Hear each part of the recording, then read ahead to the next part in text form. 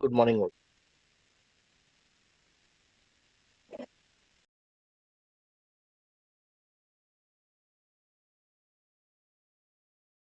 Good morning. Anyone from MathWorks join? Mr. Uday or Shubhjit Goswami or anyone else? Good morning, ma'am. I'm Uday. Yeah, Uday. Good morning. Very good morning. And just we'll see for another 2-3 minutes, and Okay, then ma'am. Ji. we're going to start. Good morning, Prem. Who is the speaker for today? Mr. Prem? Mr. Prem Kumar, ma'am. Prem Kumar. Okay, fine.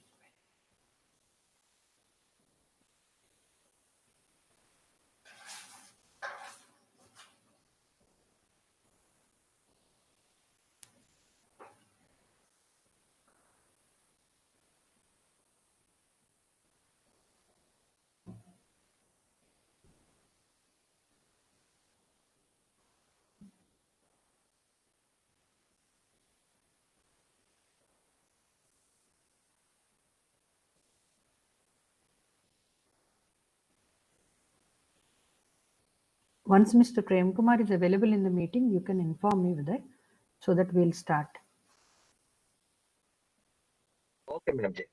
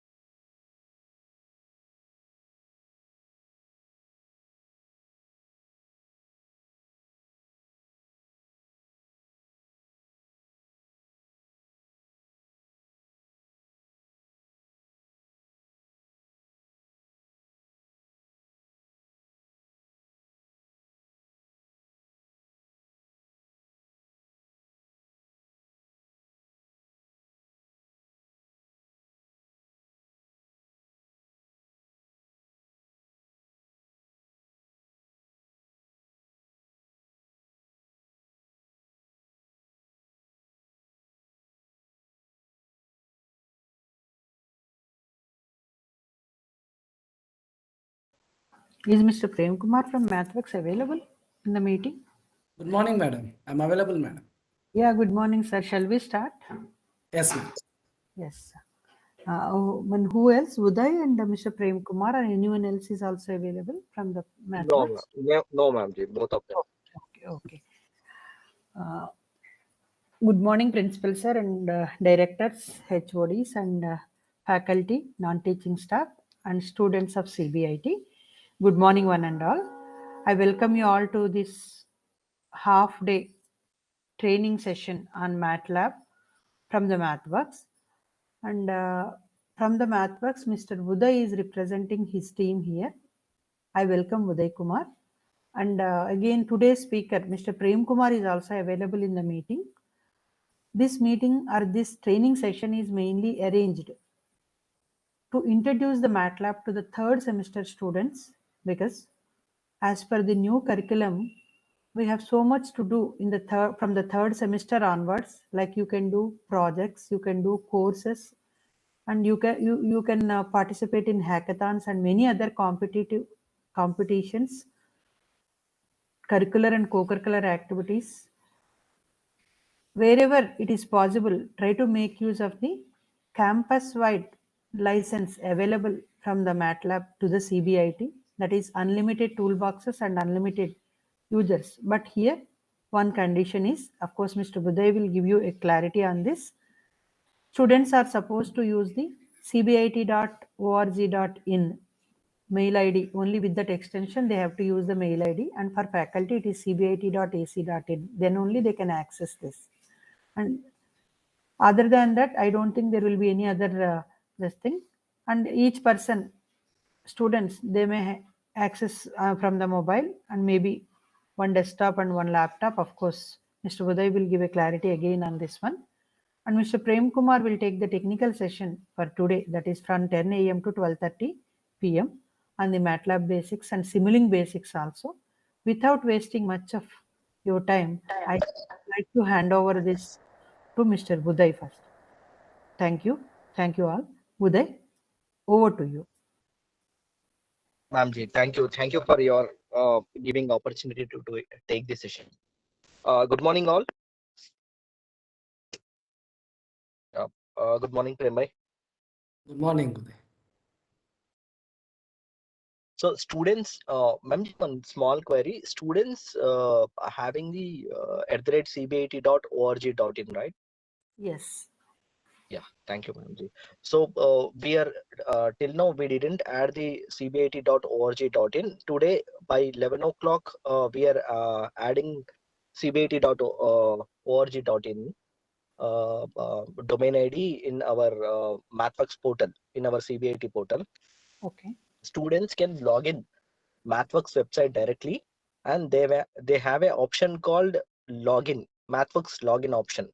So they can go directly and log in their email IDs with the domain ID like uday@cbit.org.in, and there is one option called forget password below that one, and if they can click on that button, they will get immediately one link to their email ID like cbit.org.in. After that, they can create a password. After that, like Gmail, they can access the MATLAB licenses as well as trainings, WebEx sections, and they have certification program also in our portal. So we will brief on that maybe in next session, not immediately, but student can access the licenses through our MathWorks portal. We will share all the details with ma'am. Also, we are trying to involving in the groups, and so we are sharing videos how to install the MATLAB software for the each and every student. So and if anybody having the still doubts, I'm just sending my email ID in chat portal, so you can send me queries. You can reach me directly, and Prem will take the session. Till now, any queries from the students side?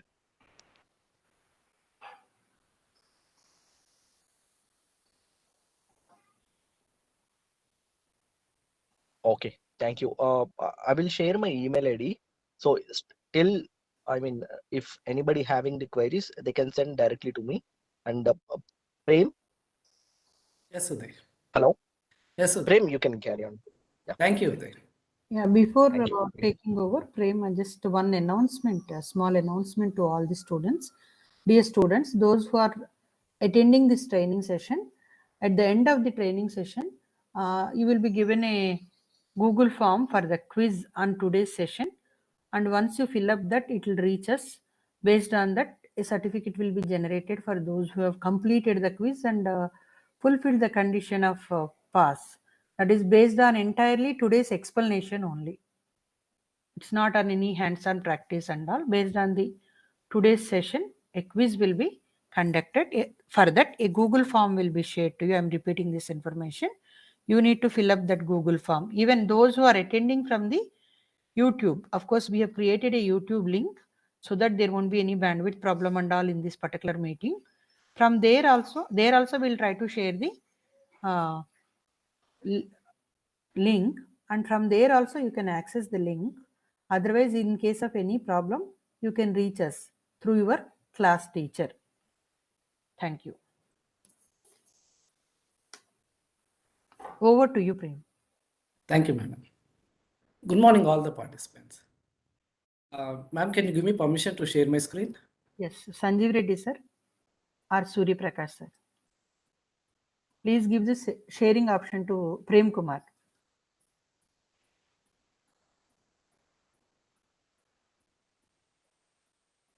Yes, you are the host, sir.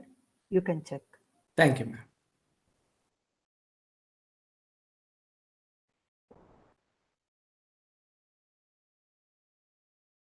Ma'am, before moving forward, Can you see this MATLAB screen, ma'am?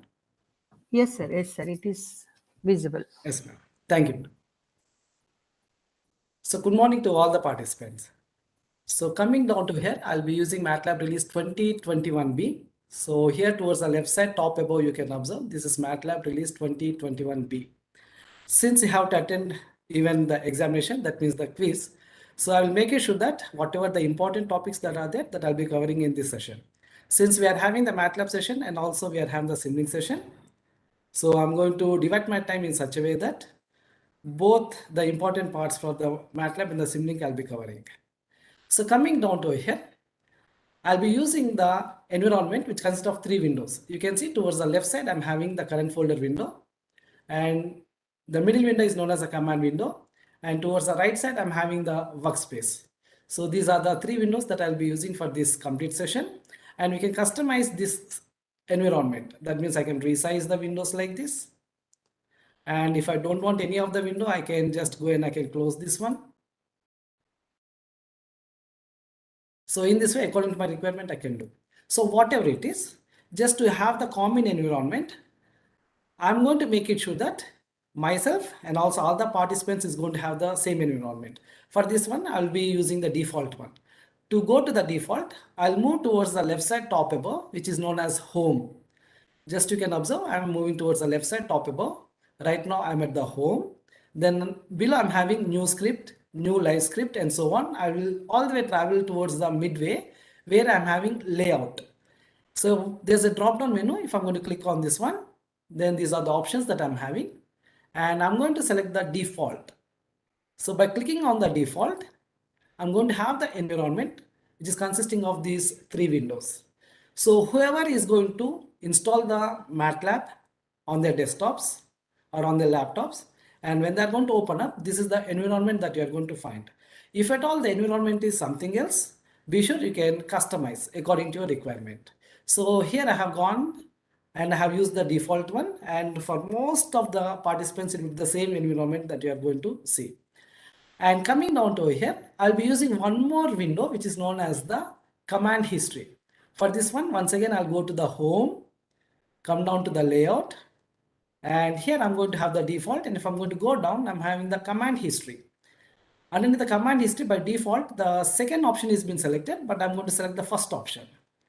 By clicking on the first option here, just beside the workspace, I'm having the command history. So one more window is there over here, and I'm going to customize this one by just selecting, and I'm going to drag all the way in such a way that it will be placed just below the workspace.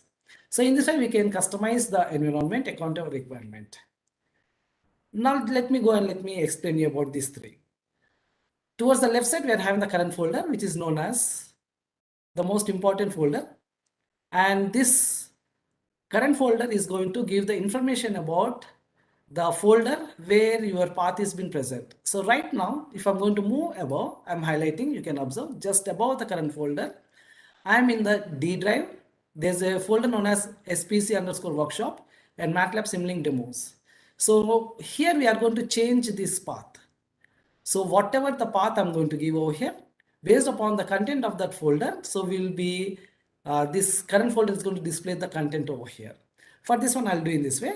Just to give you a clarity, I will go to this PC, and here I'm having C drive. So already I have created one folder known as CBIT, and in CBIT I'm having these 2. So in this one, what I'll be doing is, right now in CBIT, I'm going to create one more new folder, and I will call this one to be the demos. So this is a new folder that I'm creating, and I'm going to just open up this one. So right now I'm at this PC, local disk C, CBIT demos. So just now I created this folder. I will copy this path. So I've selected that one and I've copied, and I'll go back to MATLAB, and here I'm going to paste. Here I'm going to paste. So if I'm going to paste over here, then I have changed to CBIT demos. Right now it's a new folder. There is no content. That's why in the current folder, it is showing as the empty. So the path is very, very important. Since as a student, if you are going to install the MATLAB software, by default, you are going to have the folder which will be showing towards the program files and MATLAB. So by default, it will be showing towards the program files and MATLAB. But most of the times we are going to create our own folder, and in that folder we are going to save our files. So the first step the student should do is create your own folder and give that path. Since I have created before you and have given this one, just I have shown you that way. The other way is you can go and you can browse also. So here there's a drop down. From here also you can browse, or you can just go and you can search. The simplest way I have taken is just I've gone and I have just take you towards creation of the folder and how to give the path. So this is the easiest way, just you follow this one. So once you are comfort with the MATLAB, then you can experiment with the other ways of adding the path. Now, once I'm over here, the second thing that I'll be doing is I'll be using the command window. The middle window, the bigger window is not the command window where the cursor is blinking. That means it is going to accept our instructions or functions. Command window is the window where I can execute single instructions or single functions. Command window is the window where I can execute single instructions or single functions. As the first example, let me use the MATLAB function known as the logo. So I'm typing down logo, which is the MATLAB inbuilt function. And I'm going to execute this function by pressing down enter key. And immediately MATLAB has executed, and this is the output that has been displayed onto a new window known as the figure 1. So this is the MATLAB logo. So it is predefined. This function is predefined. If I'm going to execute this one, so this is the output that I'll be getting. Always we'll be getting the outputs on a new figure windows like this. And here I can go and I can manually close this figure window, or I can dock the figure window. Just beside this into mark where we are going to use to close the window, below we are having a small down arrow. Observe this down arrow, and if I'm going to click on this down arrow, then the figure window will be set down over here. But for the first time, if I'm going to click on that docking, it will be just settled down somewhere over here like this. Most of the times it will be like this, but you can drag and you can place it according to your convenience. For me, I feel comfortable to place it towards the right side below, so I'll be placing over here. And once you are going to arrange the window, the figure window to any of the place, from there onwards, always it will be settled down at that position only. Only at the first instant of the time, if I'm going to arrange at a particular location, from then onwards, it will be always settled down to that location only. So for the first time, you are going to arrange in this way. So from here onwards, whatever the outputs that I'm going to have, I'm going to display those outputs as the docking, and I'll be docking towards my right side below. Now I can go and I can close this figure window. Now let me focus on this function that I've used, which is known as logo. This is the MATLAB inbuilt function. All MATLAB inbuilt functions are with small letters only. All MATLAB inbuilt functions are with small letters only. And MATLAB is case sensitive. MATLAB is case sensitive. And MATLAB is an interpreter. So let me compare the MATLAB with the C programming language. Since you all are familiar with the C programming language, so generally you are going to compile the program in C programming language. But coming on to MATLAB, you can see just I have typed down logo and I'm able to execute this one. Since it is an interpreter, I'm able to execute in this way.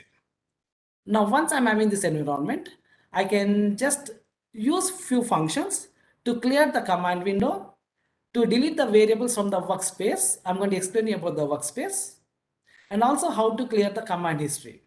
The first step that we are going to do over here is, most of the times, whenever we enter into the lab, we may be in a situation where the previously used our friends or our process folders may be there and their programs may be there. So the first thing we are going to do is we are going to clear everything and we are going to start afresh. So for this one, we will be using 3 functions. So make a note about these 3 functions, which are very, very essential. To clear the command window, the function that I'll be using is CLC.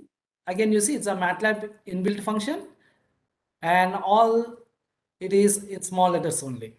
So CLC, by which I'm going to clear the command window.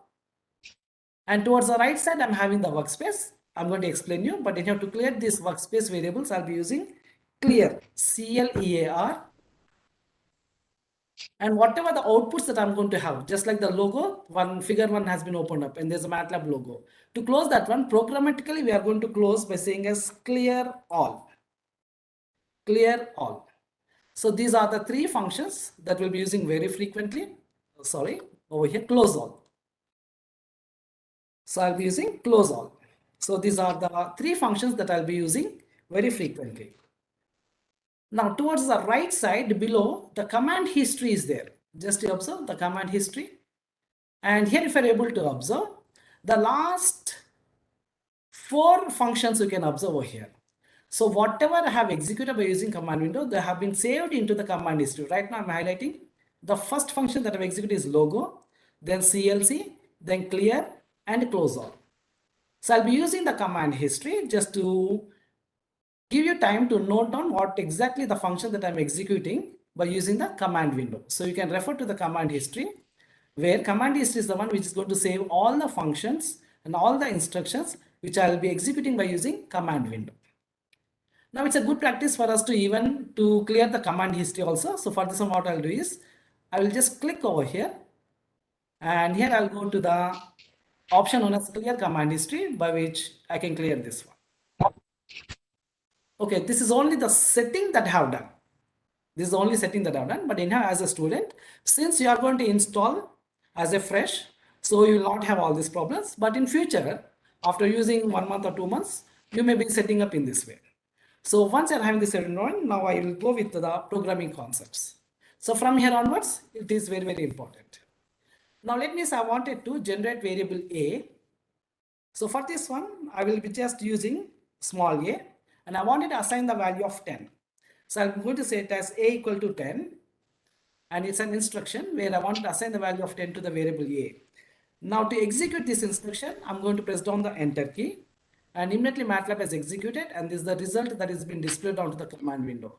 But observe towards the right side, we are having the workspace, where here I'm having underneath the name a and its value is 10. Here I have not declared about the variable a, saying as double float or so and so. But anyhow, Matlab has directly taken it as executed a equal to 10. Now I'll go and I'm going to say it as b equal to 20. And once again, I'm going to press down the enter key. Now b equal to 20. Now whatever the variables I'm going to generate, those variables I can view in workspace. Towards the right side top window, which is the workspace, I can view all the generated variables in this workspace. Now let me perform the arithmetical operation. So C equal to A plus B. C equal to A plus B. C equal to A plus B. Now it's arithmetical operation where the result has been turned up to be 10 plus 20, which is 30. Now underneath the workspace, I'm having A, B and C, which is 10, 20 and C is 30. Now let me just guide you with few more details. Just I'm going to move in this way.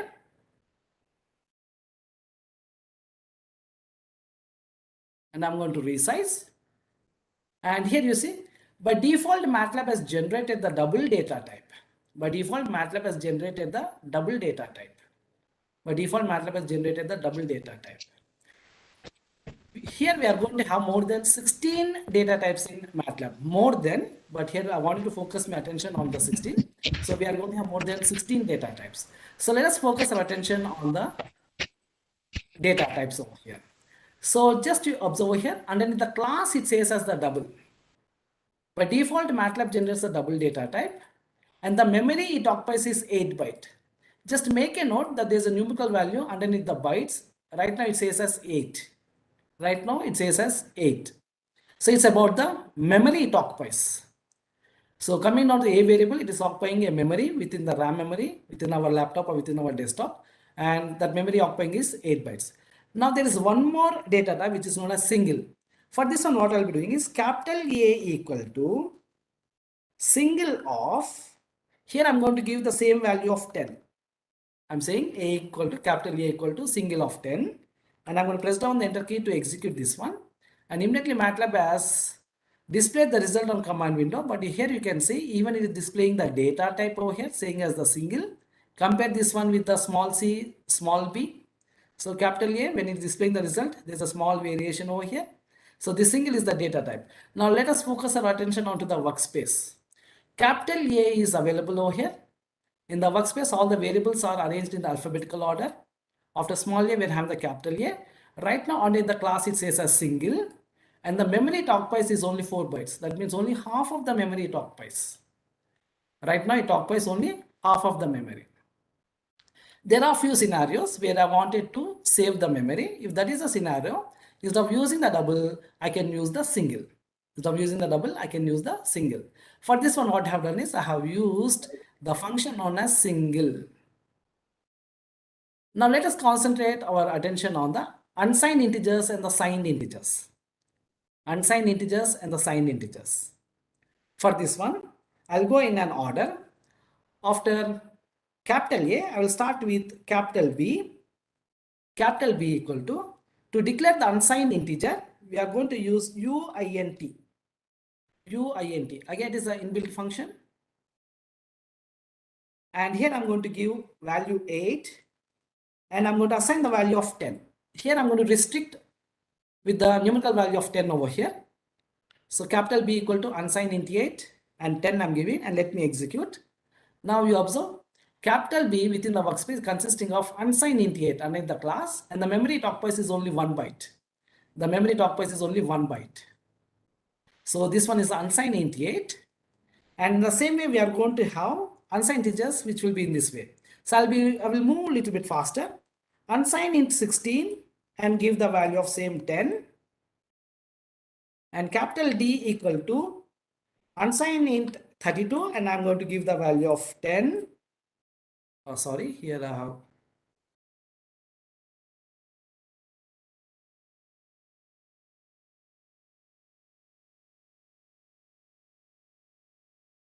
Okay, it's a spelling mistake.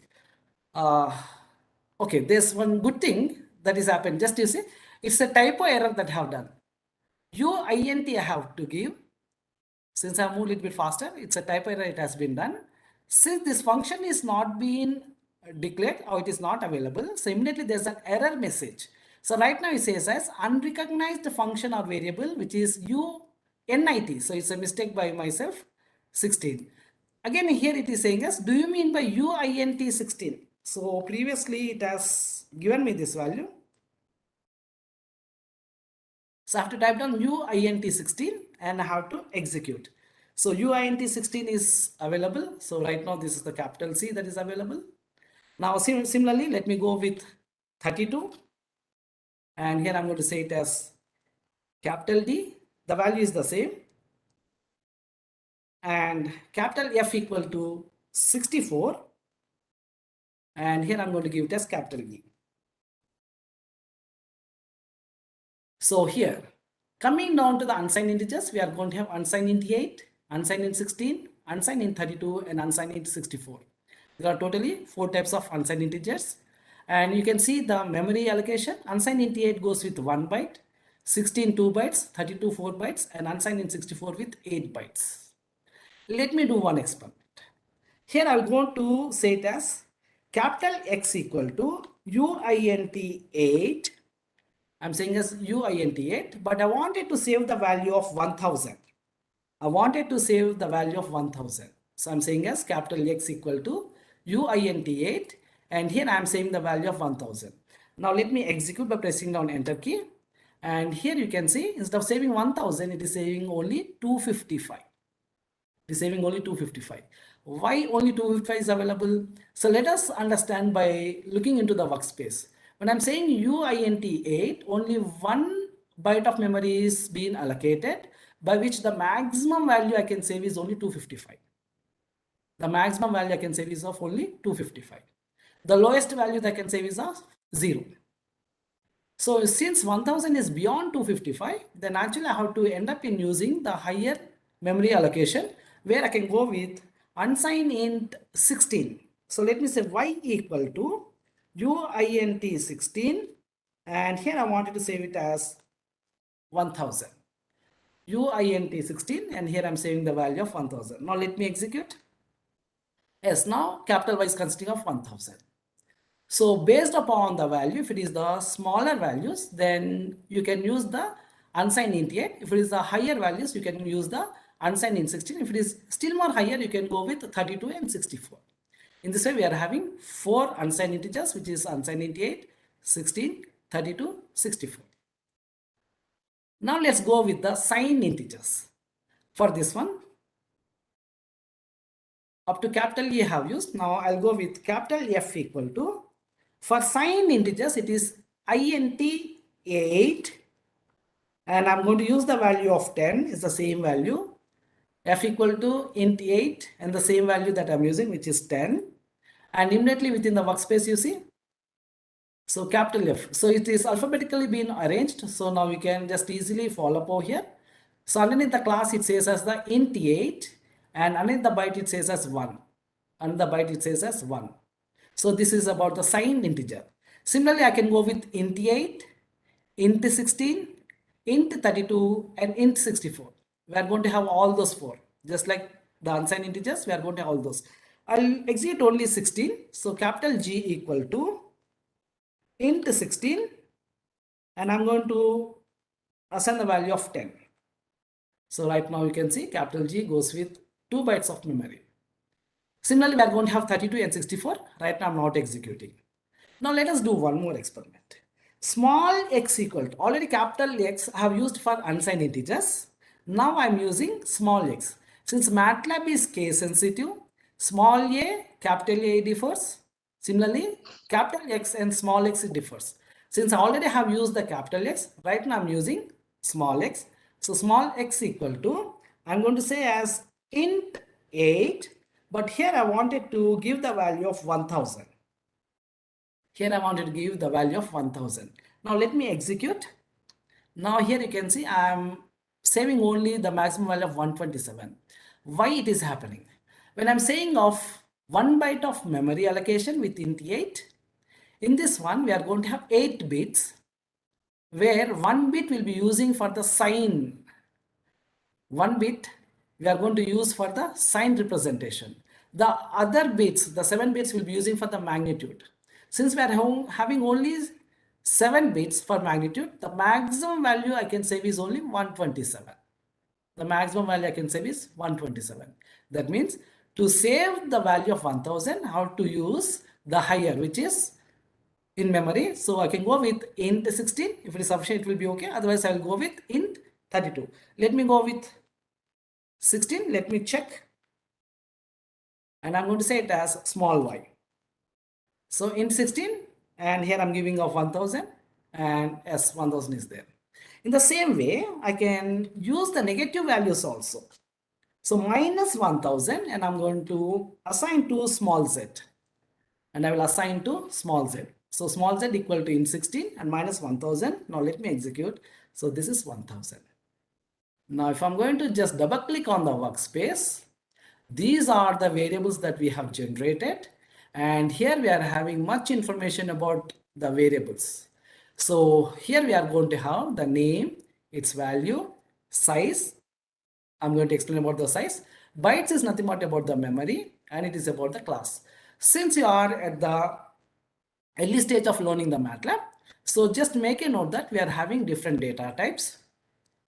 And based upon the values, we are going to use among unsigned in 16, 32 or 64, or int 8 in 16, 32 if it is the negative values.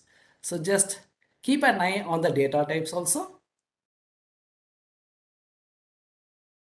And now, since I have generated these variables, now purposefully I wanted to go and delete small a. Only the small a variable I want to delete from the workspace. For this one, we are having the function as clear, CLEAR. To delete that variable small a, explicitly mention it. So I'm going to say it as clear a. And if I'm going to execute, now you can observe the workspace. Small a has been deleted. Small a has been deleted. To delete the capital A, I will go with clear capital A. Now capital A has been deleted. So I have generated these variables. Now purposefully I want to delete small a, capital A. So I'm using the function as clear. So by using clear, I can delete any of the variable. Now to delete all the variables from the function, just you type down clear. Clear. By using clear, you can delete all the workspace variables. That means to delete a particular variable, mention it. If you want to delete all the variables from the workspace, use clear. You use clear. So clear is the function by which I can delete the workspace variables. Now to clear the command window, the function that I'll be using is CLC. CLC is to clear the command window. So we have generated these variables. I'm going to review this one, double, which is the default data type. Then we are having the single, and after that unsigned int 8, 16, 32, 64. Then int 8, 16, 32, 64. Totally 10 data types that we have seen. Now let us go in this way. A equal to TRUE. I'm declaring true. So this true is predefined in MATLAB, and if I'm going to execute, we are going to have the logical data type, and true is denoted with 1 and false will be denoted with 0. So these are the logical data types. True and false are predefined. True and false are predefined, by which we are going to generate the logical data type. True will be denoted with 1 and false will be denoted with 0. Now let me go in this way. Till now I have used the variable names which are of ABCDs only. But generally we are going to use the variable names which are meaningful.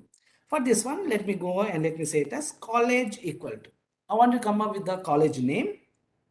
Since it is going to become a string, I'm going to put it in the single quotes and I'm going to say it as CBIT college equal to, within single quotes, I am typing on CBIT and I'm going to execute by pressing enter key, and immediately this is the CBIT that we are having. Now observe the workspace. So here I'm having the variable college. Here you can see the icon. Logical icon differs with the char icon. So right now whatever the college that I have generated, the variable which is the char data type. This is a char data type. And underneath the value, you can see it consisting of CB84 ASCII characters. That's why underneath the size it says as 1 by 4. That means it has created single row with 4 columns. It has created single row with 4 columns. And that means it has placed the CBIT one beside the other. Or technically it is single row with 4 columns. And coming down to the class, it is char. That means this is the data type. And here underneath the byte it says as 8. There are 4 characters. That means each character is going to occupy 2 bytes of memory. Totally 4, that's why 8 bytes of memory it is occupying. In the same way, I'm going to just say it as location. I'm going to say it as location. So where it is been located, our college. Just I wanted to mention this one. So in a simplest way, I wanted to say it as Hyderabad. I'm going to say it as Hyderabad. So here you can see I'm using capital L. Previously, college goes with all small letters. Coming down to the location, I'm using capital L and other ASCII letters are the small. Okay, let me execute. And here we are having the char data type. And totally in Hyderabad, we are having 9 characters. So the total memory to occupies is 18 bytes and it's the char data type that we are having. And again, you observe the size. So size is important. It says as 1 by 9. So totally 9 ASCII characters. So that's why it has created single row with 9 columns. So 1 by 9, the first numerical value and the size tells about the rows, and the second value tells you about the columns. Second value tells you about the columns. So when I have said about capital A equal to 10, since I have already used small a, that's why I'm using capital A. Since MATLAB is case sensitive, small a and capital A differs. So when I'm saying capital A equal to 10, it's only a single numerical value. That's why it is going to create a single row with single column. Thus it is going to create single row with single column. So when I'm saying capital A, here you can see 1 by 1 and the size it says as 1 by 1. So in this way we are going to have, another two which is logical and char data type. Now let me clear everything. Since very frequently I'll be using these functions, I've created a shortcut over here. So by clicking on the shortcut, I'm going to execute these 3 instructions. So I'm going to click on a shortcut which is top above. So I'm going to use this very frequently.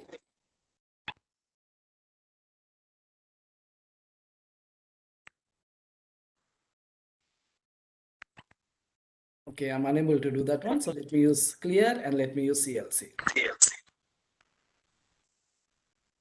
Now let us understand about the structures. Let us understand about the structure.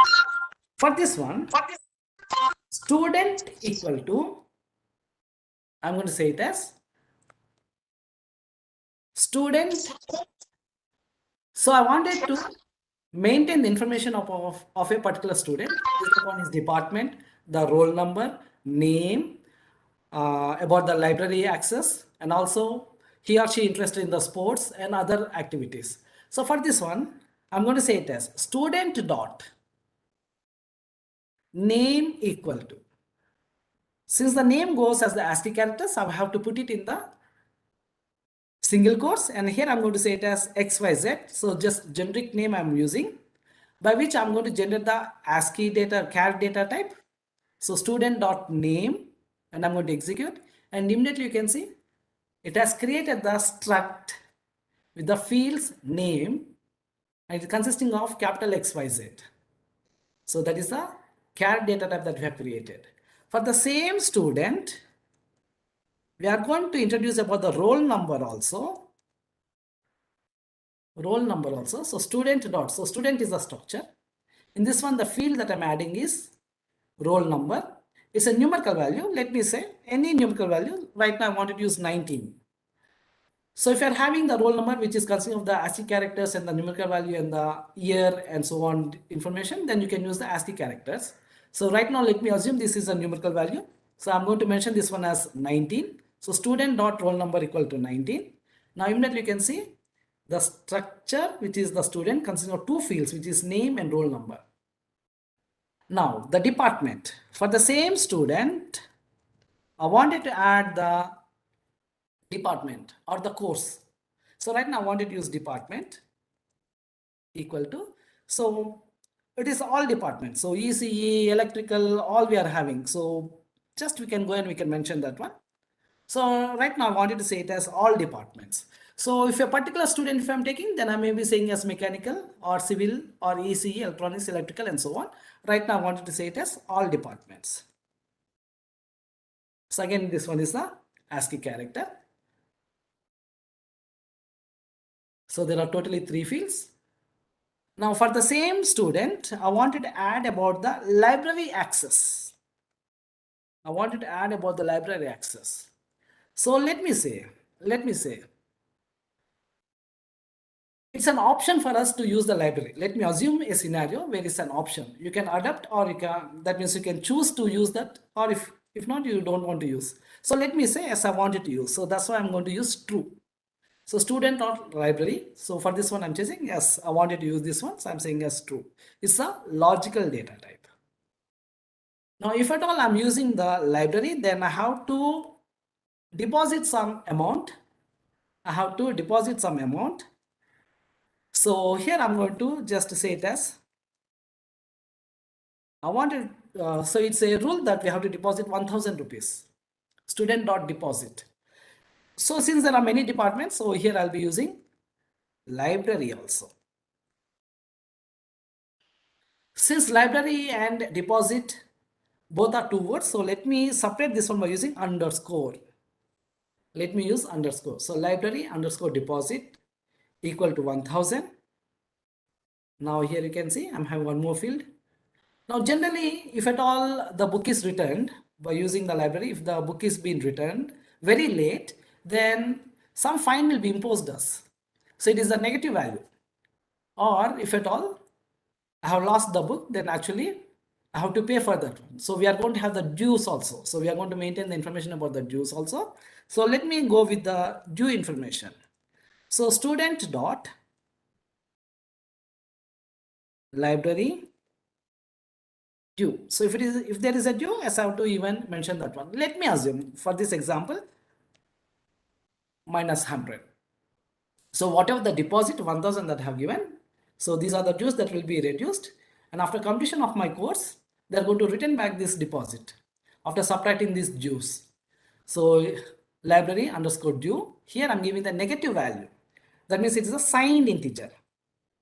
So in this way I can maintain the information about a particular student known as capital XYZ. Is a generic name that I have given, and I can add the fields in this way, and I can maintain the information of the student in an elaborated way. All the information I can add. All the information I can add. Now, right now you can see towards the right side, underneath the workspace, underneath the byte, right now it says as 1069 is the memory. Underneath the byte, it is the 1069. Let me add one more field, and this is the last time that we'll be adding. Just observe what are the changes that is going to happen within the workspace underneath byte. For this, what I'm going to do, for the same student XYZ, I wanted to have the information about the sports information also. Again, for the sports, since I'll be using the equipment, again, first of all, I should be willing to use the facility. So am I willing or not? I should know that. So for this one, let me go and let me say it as false. Let me say student.sports equal to false. Right now, I'm not interested. Let me assume. And if I'm going to execute this one, now immediately the memory has been increased. 1, 2, 3. Since I've added one of the field over here, which is the sports, since again the sports is going to occupy some of the memory, so automatically the byte information has been increased. So I'm not thinking about the hardware information, how to store this information. So Matlab is taking care of all this hardware information, but I'm going to just focus my attention only on my programming concepts. Once again, if at all I wanted one more field, like saying that, am I in the securing distinction or not? In other words, I'm the merit student or not. Based upon that one, I may be getting few benefits. If I tell about it to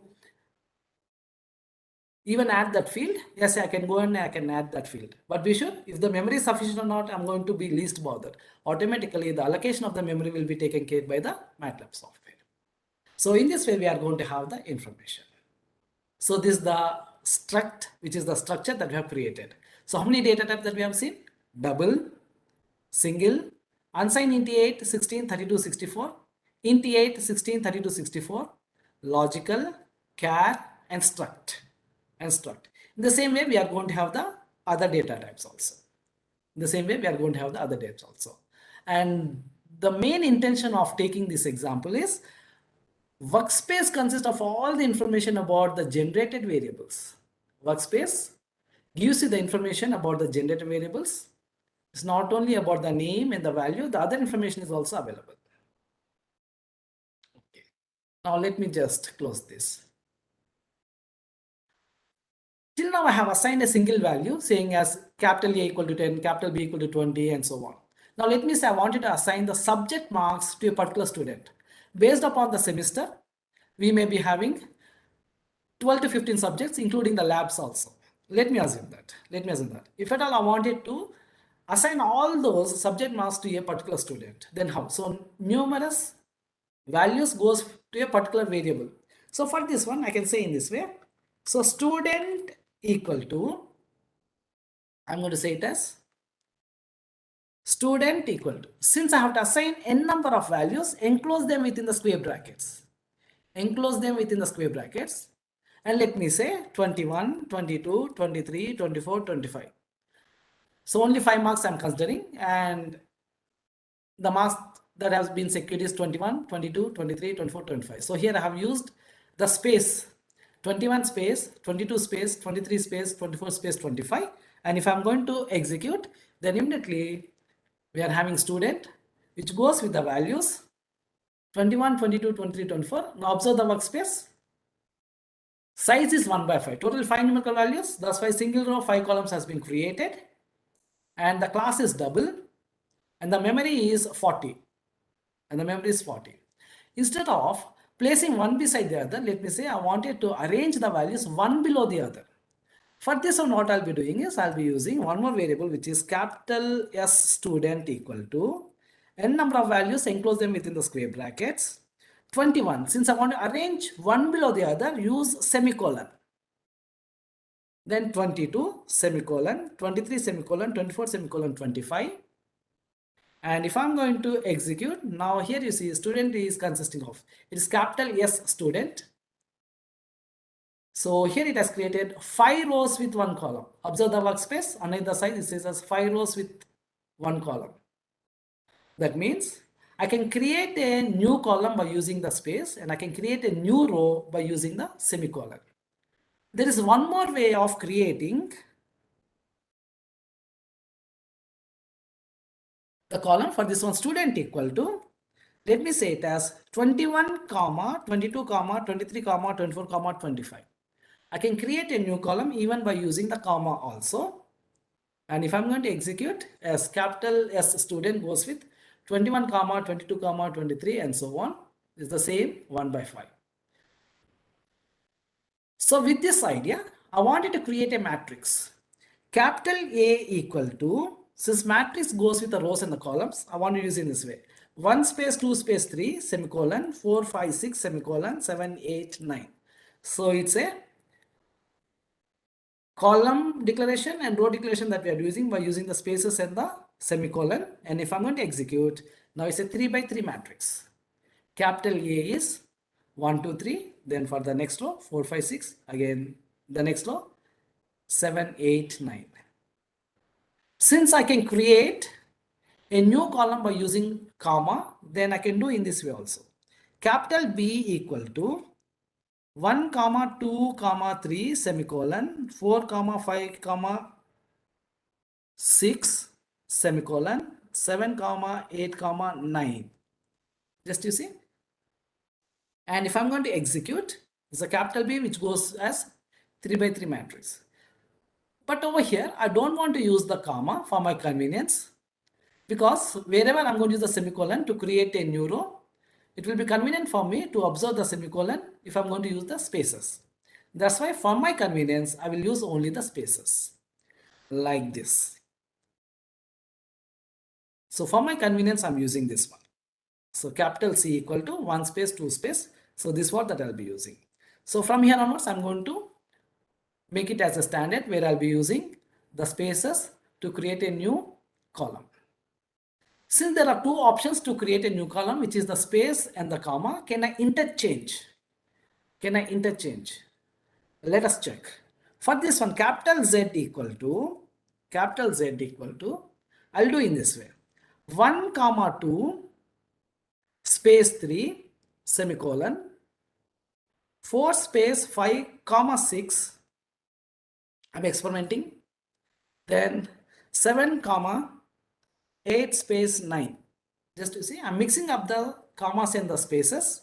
And if I'm going to execute, will Matlab will be executing? Let us check. Yes, Matlab has executed. But be sure, though there is an option for us to use the comma or the space to create a new column. But as a good programmer, better you restrict either to space or the comma. Though Matlab accepts the mixing of the comma in the space, but as a good programmer, better you restrict to only one. For my convenience, I'll be using only the spaces. In this way, you can create a bigger matrix also. Just you can go and you can arrange your own value, saying as capital X equal to 1, 2, 3, 4, 5, semicolon, 6, 7, 8, 9, 10. So here I have to use the spaces. And if I'm going to execute, now this is the output that I'm having, which is 2 rows with 5 columns. 2 rows with 5 columns. So observe the workspace. Capital X goes with 2 by 5. So size. So here we have observed about the size. So in this way, you can create m rows n column matrix also with your own values. You can create m rows with n columns of your own matrix with your own values. There are few standard matrices. We can generate those standard matrices by using the functions. For this, I will clear everything. So to clear all this one, I'm executing all these 3 functions known as clear all, CLC and close all. So I've created a shortcut. So here I'm a shortcut. By clicking on that one, I'm executing that one. Now I'll go in this way. So capital Z equal to. So here let us observe about the mistakes also. So capital Z equal to, I'm going to say it as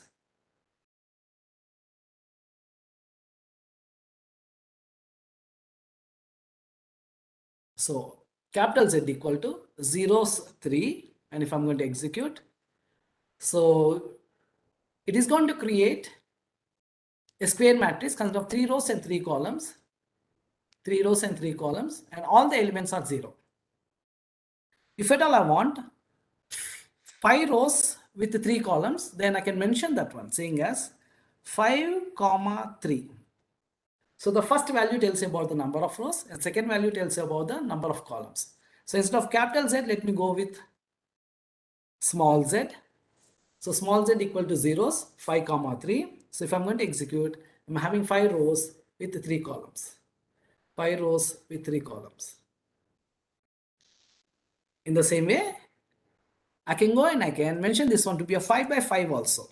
So here I'll be using small z and capital Z. And if I'm going to execute 5 rows and 5 columns. Instead of creating 5 rows and 5 columns, giving 2 values, I can create the same thing by saying as equal to zeros, only a single value give it.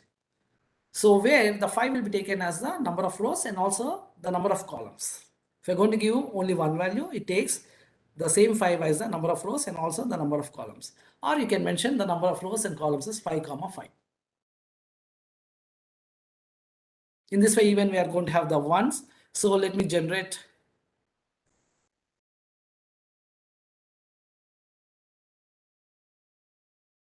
few standard. Similarly, the identity matrix. For identity matrix, I'm going to have EYE.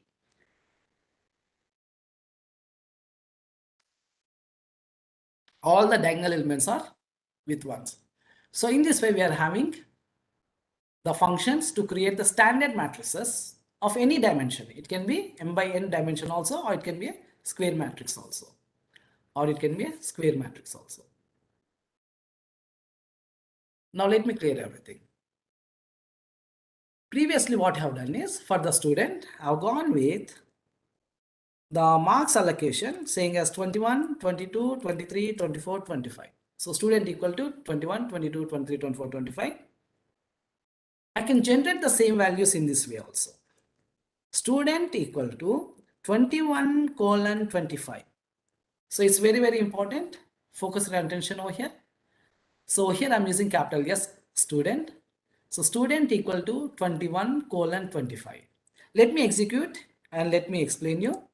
Now capital S student goes with 21, 22, 23, 24, 25. Coming down to the small student, it is 21, 22, 23, 24, 25. Purposefully, I have taken the subject marks as 21, 22, 23, 24, 25, which is in a range from the smallest value 21 to 25.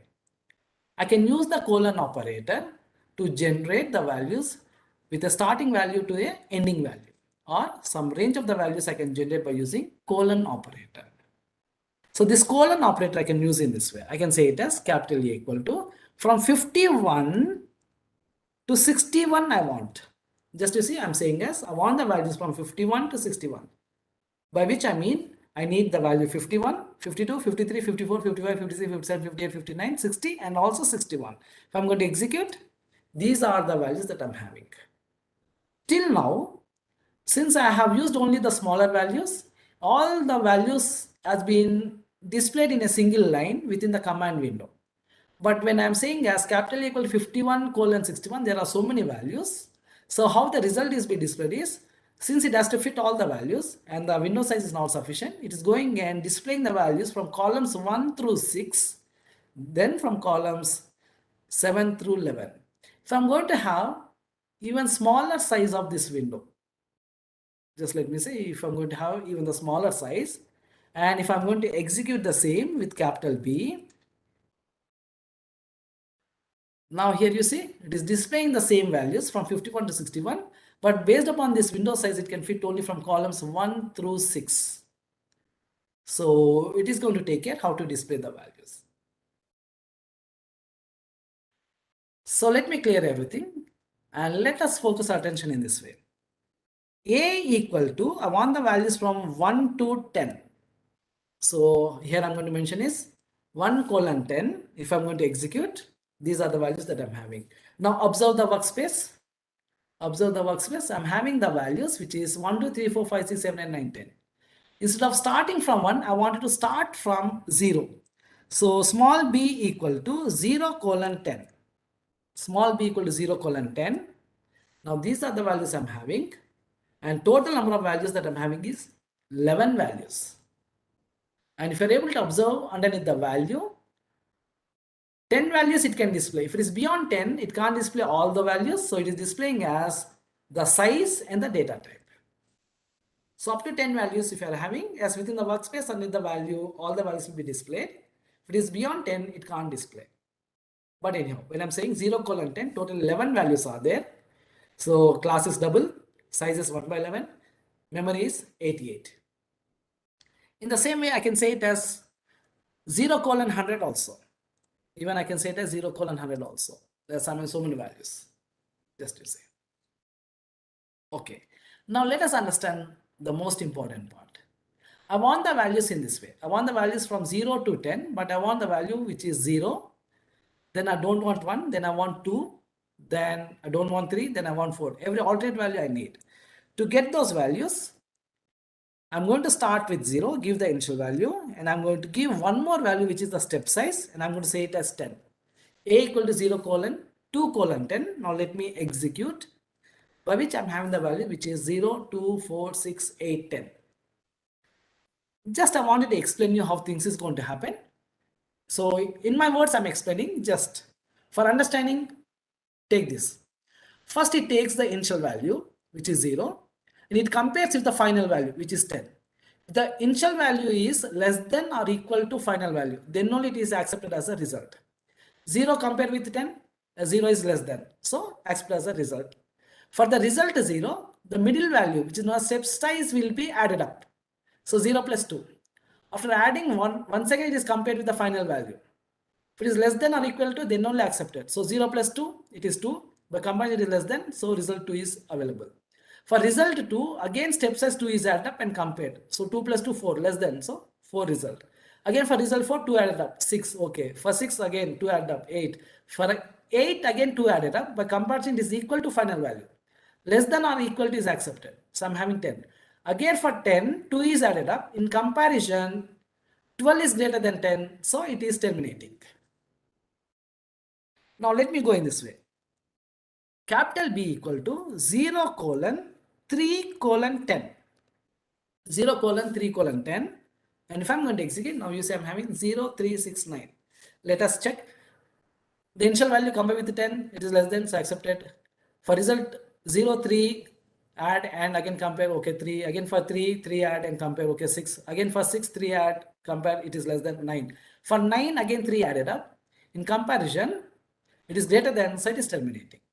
In this way, I can have any of the step size. Even I can have the step size to be a 5 also, by which what are the values I can expect? 0, 5, 10. Even I can have the value of 7 also.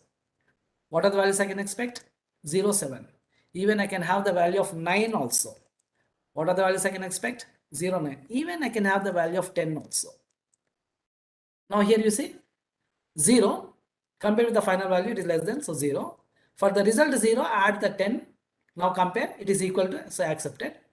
Again for 10, result 10, again step size 10 is added up. In comparison, it is greater than, so it is terminating. Even I can have the step size of 11 also. Now what are the values I can expect? Only 0. First 0 compared with the final value 10, it is less than, so 0. For 0, 11 is added up. In comparison, it is greater than, so it is terminating. Even I can have the step size to be of the fraction like 0.5. Even I can have 0.5. That means 0, 0.5, 1, 1.5, 2, 2.5, 3, 3.5, and so on. Let me execute. Now here you see, I'm having the value 0, 0.5, 1, 1.5, 2, 2.5. The same way, even I can have the step size to be of 0.1 also. That means from 0 to 1, I'm having so many values, which is 0, 0.1, 0.2, 0.3, and all the way going to many values. Now observe the byte and the value and the size, which are very, very important. So right now, let us not focus on the value, because values here I'm displaying. You observe the bytes and also the size. So when I have executed command history, the last instruction I've executed is b equal to 0:0.1:10. So whenever I'm going to generate more values, it is going to scroll up. Just to follow what exact instruction I have executed, you can just check into my command history. So small b equal to 0:0.1:10. When I'm saying 0:10, I'm having the values total 11, 0 to 10. If it is 0.1, I'm having 101 values. Even I can have the step size of 0.01, by which all the values are there. I'm having, just to see, 1001. Even I can have the step size to a 0.001, which is milli. So let me resize, by which I'm having so many values. Even I can have the micro also. That means 1, 2, 3. So 3 more added. Now if I'm going to execute, so many values. Now how much time it takes to generate this variable, really I don't know. But just to save the time, I'm going to temporarily stop the execution of this instruction by clicking on the command window, and I'm going to use Control C. Control C is the one by which I can temporarily stop the execution. So it has gone with the value of 1.8 only. I have to all the way go up to 10. So I have just temporarily stopped. But let me clear everything, and I'll do one thing. I'll go and execute the same thing, 0.000001, which is 10 to the power minus 6 colon 10. But I'm going to use the semicolon at last, which is terminating my statement with the semicolon. By which what I mean is, I don't want to display the result onto the command window, but I want the variable.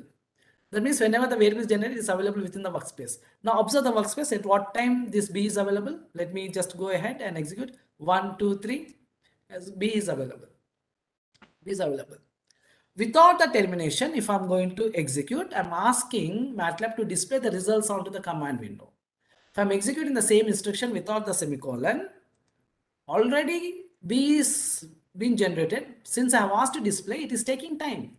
Since many values are there to display, it is scrolling up, again displaying, again scrolling up, again displaying, and so on. So it is taking time only in displaying part, which is wasting our time. That's why we always recommend you to always terminate your statements with the semicolon, because in engineering, we are going to use the higher values or the bigger values. So always we recommend to terminate your statements with a semicolon. So with this idea, let me clear everything. So clear and CLC. Now let me go and let me just use 3 more zeros, which is 10 power of minus 9. So purposely I'm using this one. Now if I'm going to execute, just you see, it is an error. It is an error. To generate so many values where every value occupies a particular memory, for this particular instruction, we are requesting 74.5 GB of memory. 74.5 GB of memory. And you observe requested 74.5 GB array exceeding maximum array size preferences 23.9 GB. Actually, my laptop consisting of 24 GB of RAM memory. So based upon this one, there is a limitation. So based upon my hardware resources, there's a limitation. I can't go beyond a few values. So this might cause Matlab to become unresponsive. Though I have executed, but still, since it knows about the hardware particulars, so that's why Matlab is not executing this one, simply displaying and message saying that this is what the memory that your hardware is consisting of. Based upon this one, it has stopped to execute, and it is displaying the error message in red in color. Always error messages will be displayed onto the command window, and it will be red in color. And there's an information in the error messages. Try to read it. Try to read it. So the hardware resources are very, very important. Hardware resources are very, very important. For good performance, we recommend you to at least have i5 processor with 8 GB of RAM. With 8 GB of RAM. It's a recommendation that I'm giving. If you're having the lower configuration also, yes, Matlab runs. If you're having the lower configuration also, yes, Matlab runs.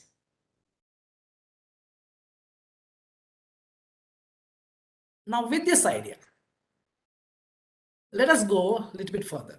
Most of the times we will not use the command window to write down our programs. What we are going to do is we are going to use the editor. We write down our programs over there, and we are going to save it onto the hard disk. Whenever we need, we are going to execute. For this, what I'll be doing is I'll just go up over here.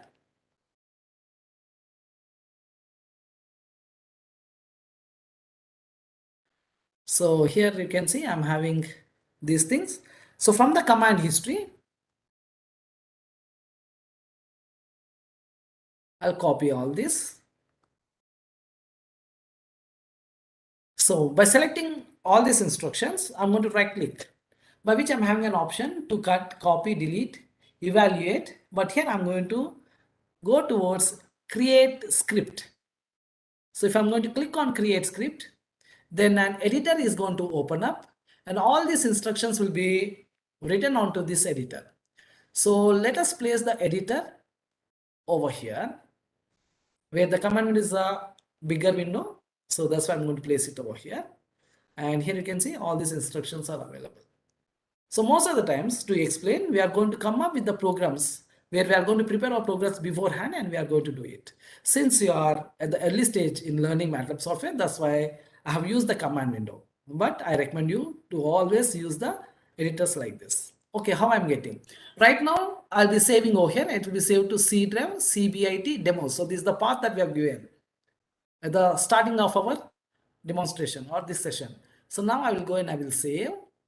MATLAB files will be saved with .tm extension, and by default the name will be untitled. But always the default name will be untitled. But let us call this one to be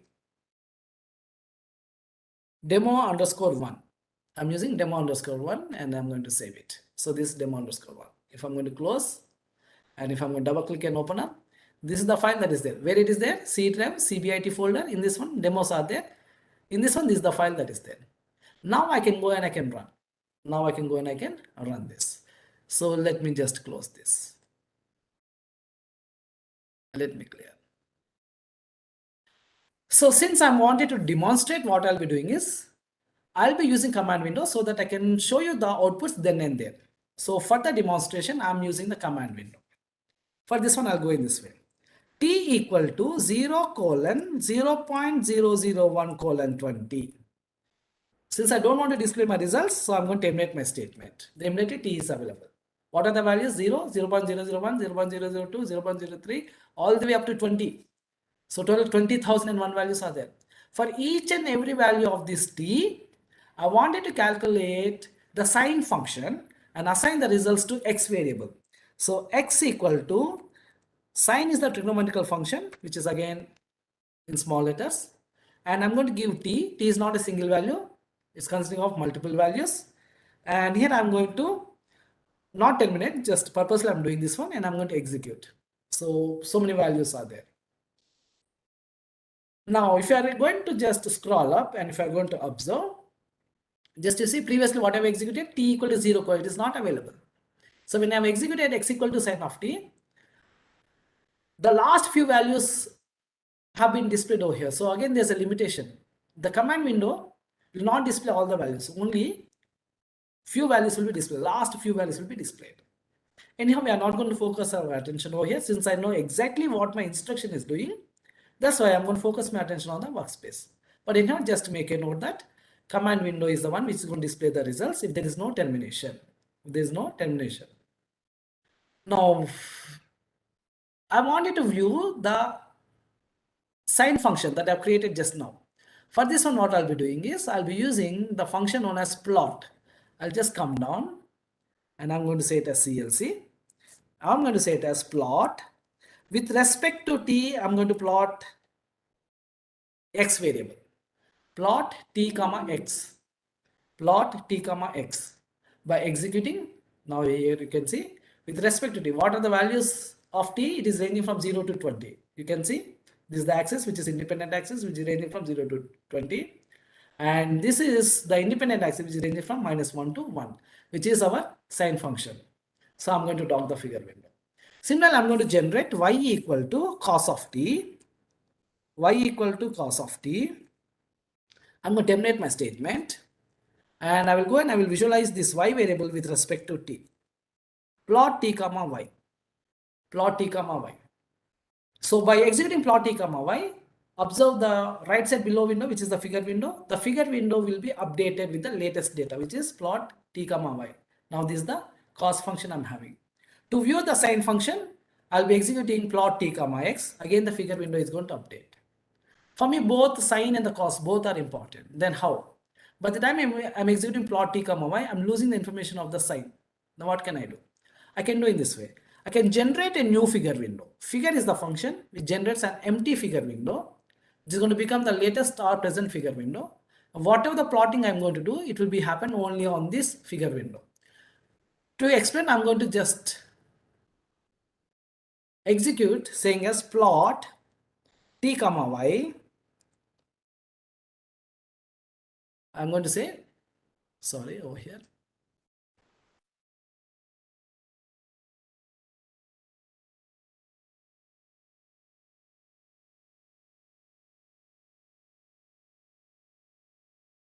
So I'm saying as plot t comma y. So figure 1 will not be disturbed. The plot t comma y will be happen only on the figure 2. So here you see this is the figure 2. Now I'll go and I will talk. So I can generate as many number of figures that I need. Now let me go and let me generate one more figure. So figure is a function by which I can generate one more figure. And here I'm going to say it as plot x comma t. So I'm interchanging the variables just to observe plot. First I'm giving x, then I'm giving t, by which MATLAB executes, but be sure the first variable which you are mentioning x is going to appear as an independent axis. Then the t, which is the second variable, which is appearing as a dependable axis. Generally, we will not view the sine function this way. With respect to t, we are going to view. But if at all there are a few scenarios where we wanted to view in this way, yes, the option is there. The only standard over here is the first variable goes as the independent axis. The second variable goes as the dependable axis. So let me go with plot x comma t. Plot t comma x. So only on this figure 3, it is going to update. So let us check. So this is what that is going to happen. Now I can close the figure windows by clicking over here, by clicking on the into, which is the close. But programmatically also I can close. For this one, I can use close all. Already I have docked all the 3 figure windows. Close all is the function by which I can close all the figure windows. Just to see, I'm able to close all the figure windows. Even I can have the 3D plot. So plot 3 t comma x comma y. Plot 3 t comma x comma y. If I'm going to execute this one, so here we are having the t variable which is ranging from 0 to 20, then x, then this is y. So it's a 3D plot. A 3D plot, this is the function that I'll be using, which is plot 3. There's one more thing to be noted.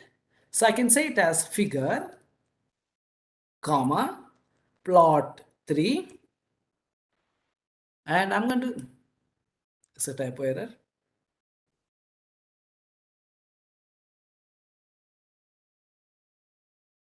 So figure is one function, comma, then plot 3, x comma, y comma t.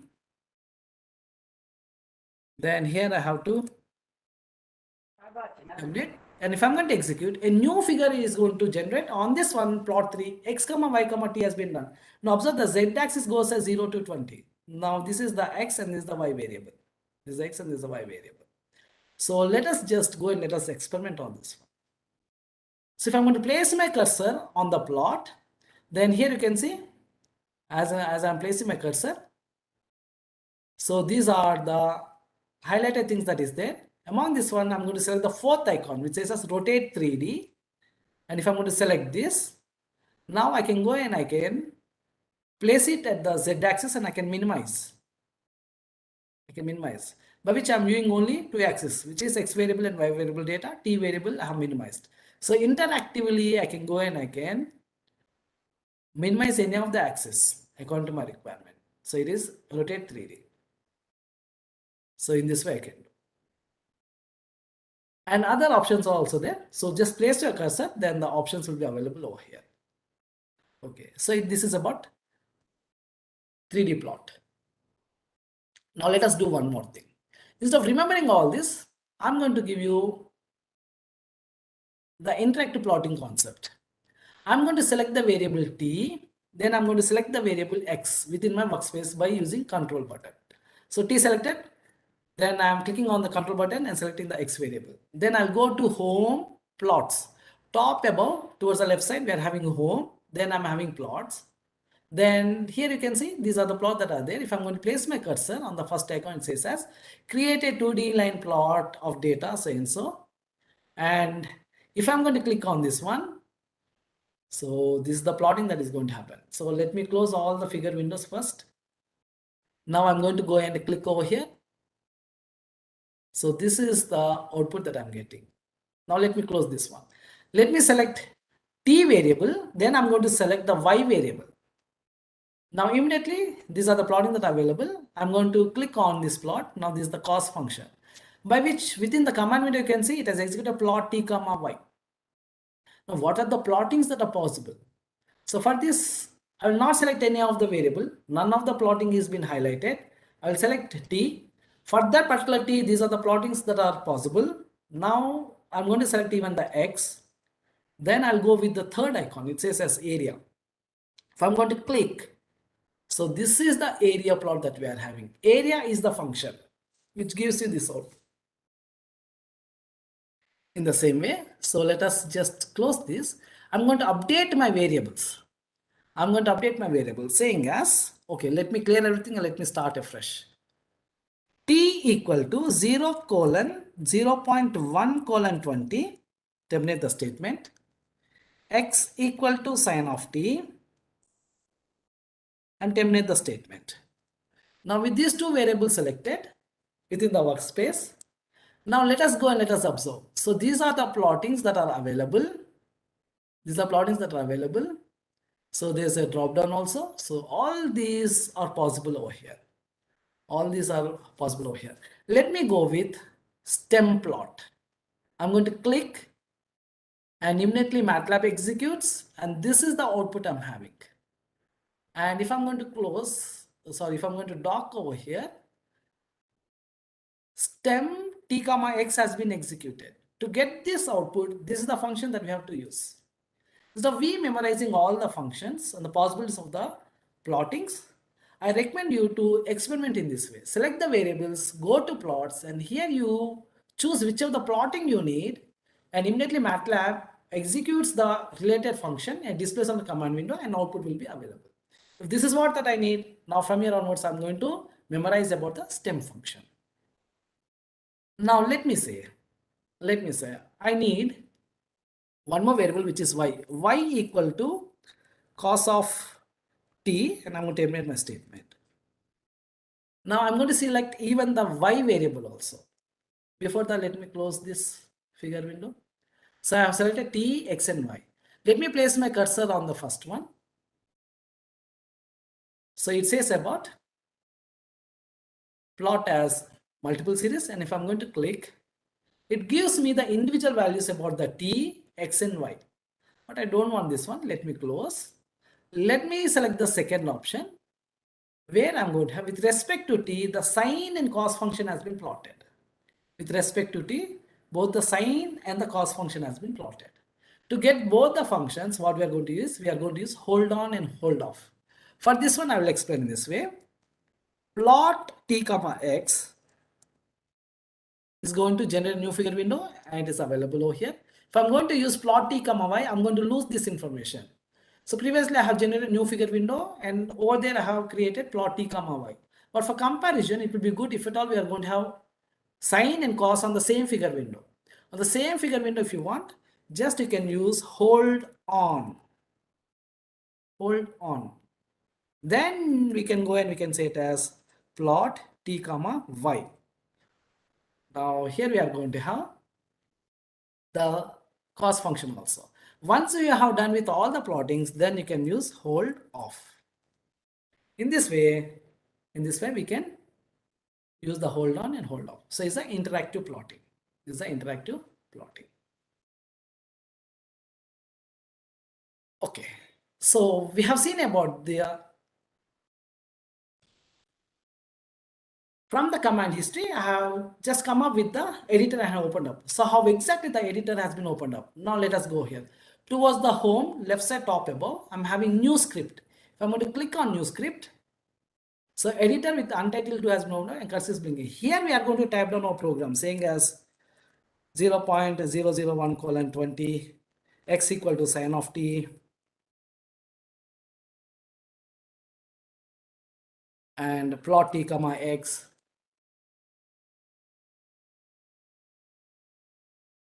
plot t comma x and so on. And from here, we are going to save it. And Matlab is going to suggest the name untitled 2. No two files can save with the same file name. That's why the incremental values we are having untitled, untitled 2, next will be untitled 3 and so on. But anyhow, we will not save in this way. And the extension is .m. I'm going to say it as demo underscore 3. So I can elaborately write down the complete program. And here I'm saying as demo underscore 3. And if I'm going to run, just you can see top above I'm having the run, which is green in color. And if I'm going to click on, so the complete program is executed. It's a simple 3 lines. So this is the output that I'm having. So if at all, I'm going to have all these lines added over here. So let us go. So from here, if I'm going to select,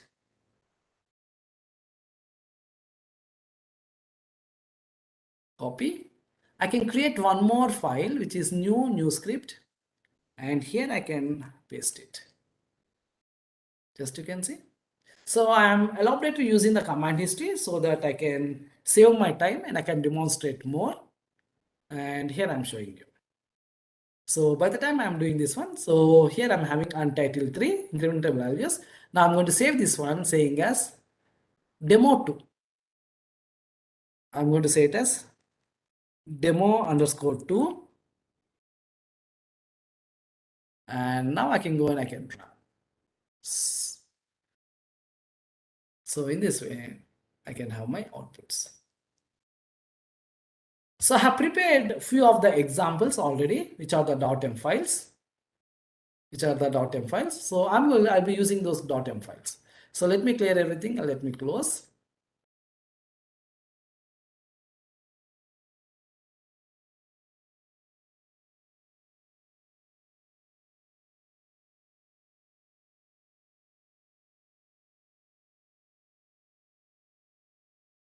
So here you can see the declaration. So few things you can understand. 80% of the program you can understand. Only 20% are a little bit advanced because I wanted to visualize in different way. So I'm taking the control about the axis and so on.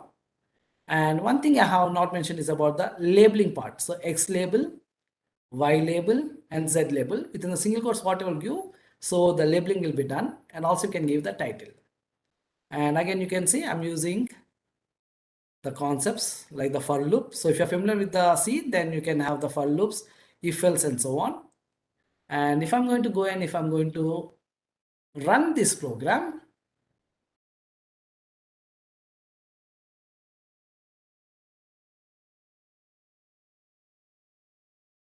so here purposely I'm using the for loop.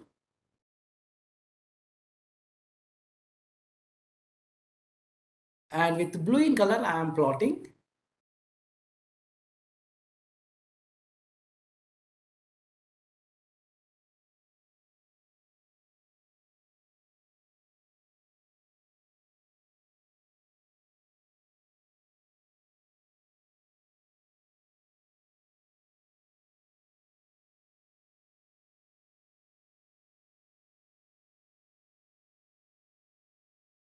So here I have used the X label, Y label and Z label.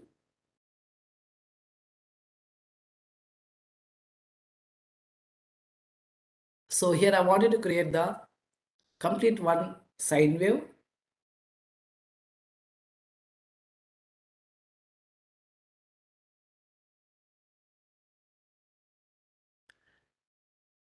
And after that, I will draw the origin line, which is black in color. Then in the 3 dimension with the magenta color, I want to draw the cos function, which is cosine. So color customization we can do. And line style customization also we can do.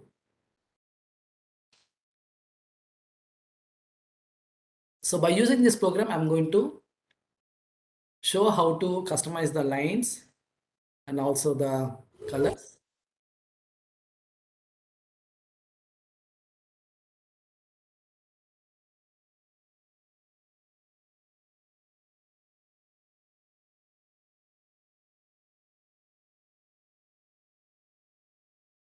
Now here purposely I'm using a for loop. By using a for loop, actually lot of time it is taking. So that's why we recommend to avoid in using the for loop, use the colon operator.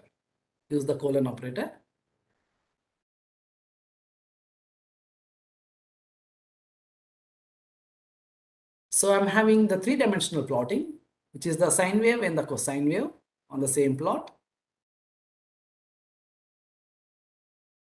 And after that, I'll be going and viewing in different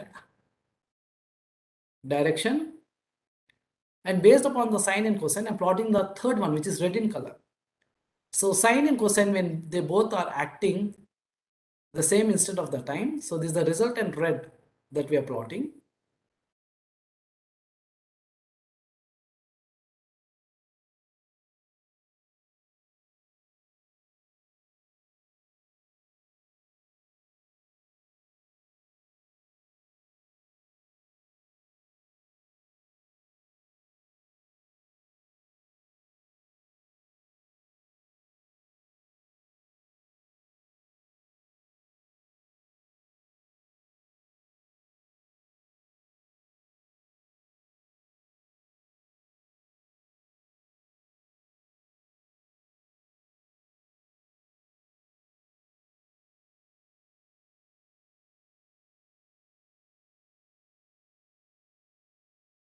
And once I'm going to complete, then I can view in different directions. So for this one, gradually I'm going to change the orientation. So programmatically we are doing all this. Programmatically we are doing all this.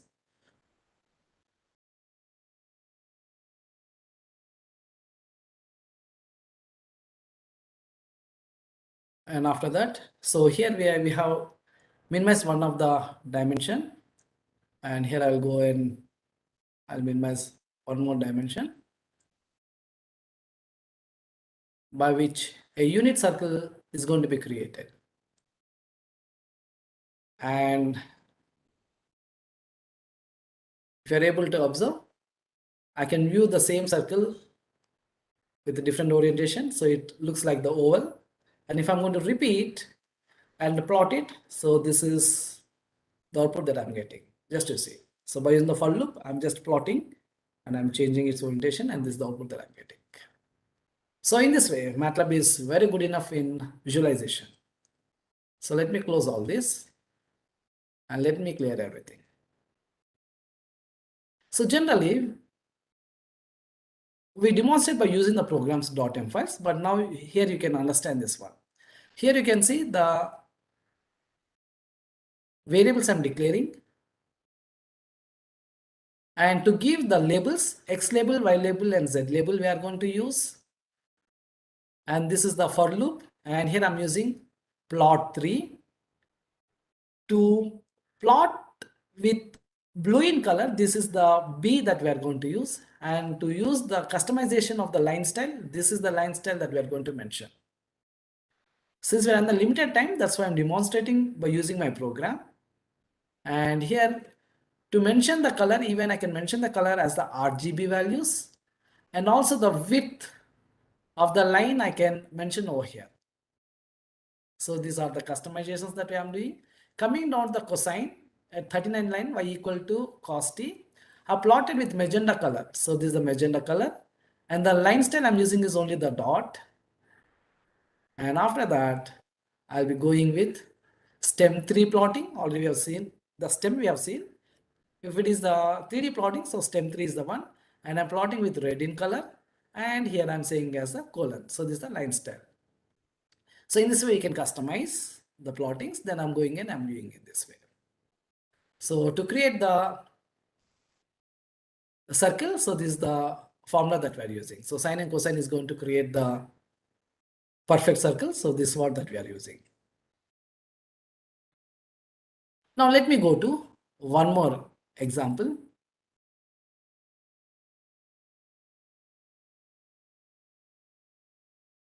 So here we have seen about the structures. So I'm going and declaring the sine and cosine. So P is a structure and its field name is the X, which goes as the sine 2 into pi 1 by 60 by 60. And this is the Y. So sine and cosine I'm having. Let me execute and let me explain you. So for this one, I'll go and I'll click on run.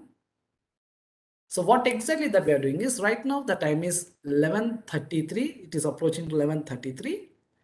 We are reading the real time from the motherboard, And from there, we are going and plotting this. And we are ticking or plotting for every instant of the second. Just you can see. So it's a real time, and this is the plotting that we are doing. So what exactly that I have highlighted? Just you can see every 5th minute, 10th, 15, 20, 25. So if you're able to see, every 5th minute is very important. So we are plotting with asterisk. And other every minutes I'm plotting with only the circles. And everything is black in color. So let me just close this. So it's the infinity loop that I'm using. So for this one, I close and I'll explain you about the program. So figure window, it is going up. So let me elaborate. The controls are coming over this figure window. So let me explain you what exactly that we are doing. So now you can see the marker style I'm giving as the O. So every second or every minute we are considering. So I'm plotting with O and marker size of 2 and color is black. And every 5th second is important for us. That's why you see the way that I'm using the chronometer. Starting at 5 and every 5th one all the way up to 60, I'm going and plotting as the asterisk and the marker size is 8. In the same way, I'm going with the hours hand, minutes and seconds. And here these are the blue color that I'll be plotting, and also green I'll be using, and I'll be plotting in this way. So it's about the customization. So as one of the example, we can use this to interact with the hardware also. So let me run this program.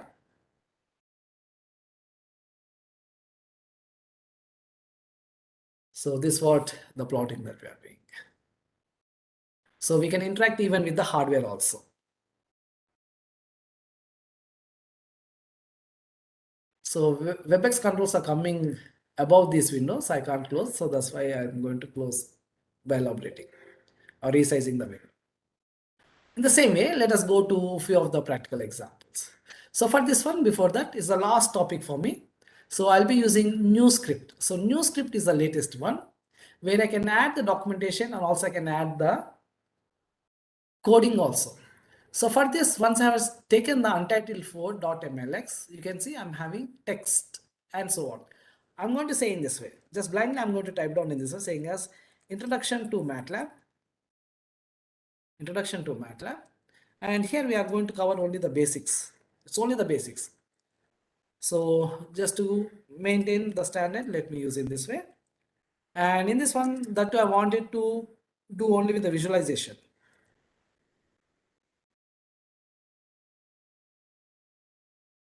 So about the data types we have seen, about the matrices we have seen. So anyhow, but I want to do it this way. It's only about the visualization. And after that, I want to come up in this way. So t equal to 0 colon 0.001 colon 20. Terminate the statement. X equal to sine of t. X equal to sine of t. Okay, instead of 0, 0, let me say it as 0.1 only. Then I'm going to say it as plot t comma x. Then I'm going to customize saying as plot t comma x, but I want in red in color. To customize, this is the R that I'll be using. And after that, I'll be customizing the line style by saying as dot, and I'm going to customize the same thing by saying as red and asterisk. So here what I want to do is, this is the documentation that I wanted to use. So introduction I have selected, then top above I'm having the text. If I'm going to move top above, it says as text. So I can make that one to be the text. And in the text again, I'm having an option to make it as normal heading one, so and so. I'm going to make this one as a title. So this is introduction to Matlab. Again, the basics is also the documentation for me. So let me just go and select this one and I'll make this one to be the text. And here I'm going to make this one as the heading one. Then visualization. So let me make it as a text. Then I'm going to make it as, okay, let it be normal. Then from t equal to, this is the code that we are having. I can select this one. I can make this one to be the text. If not, I can make this one to be the code. So it's an option. So just I have typed down whatever I want to make it to be the text. I have made that one to be the text, and other things I'm making this one to be the code. So I need this one to be the code. So I'll make this one to be the code. So this is the code that we are having. Then after that,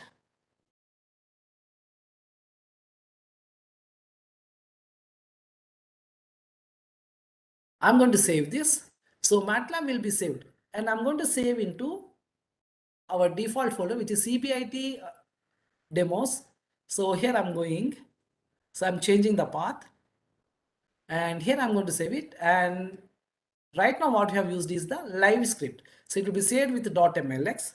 We recommend you all to always use the live scripts because we are having many advantages where I can add the documentation and also I can have the code, and I'll call this one as demo_5, and I'm going to save it. So you see .m and .mlx, these both are differing. So this is the .mlx. Now I'll go and I will run the program. And if I'm going to double click, the results will be displayed towards the right side.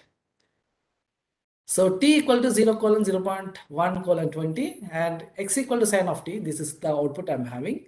To customize in color, so this is the red color that I'm giving. So default color is blue. So this is the R I can use.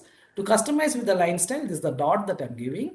To customize with the line style and the color, then this is the R and asterisk that I'm using.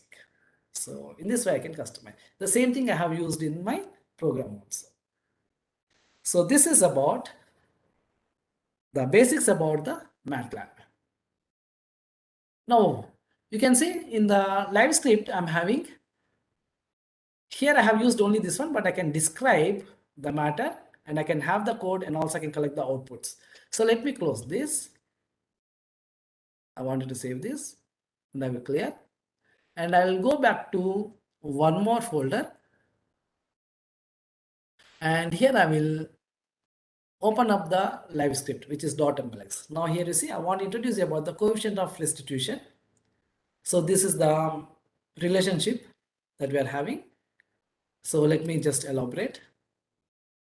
Even I can add the images. So how the ball is going to bounce, what are the properties that is going to take control on the bouncing of the ball. So all this here we have mentioned, and here I am just giving one example related to the cricket ball, and all these are available. And here you can see this is the code. So the initial parameters, the gravity we are declaring, initial velocity we are declaring, and other things we are declaring. And then based upon this one, we are going and calculating the path, how the ball is going to follow, and also the height calculation that we are doing. And also I can give the assignments, and also I can go with the velocity calculation and I can plot it. Just you can see. So with the live script, we are going to have the documentation.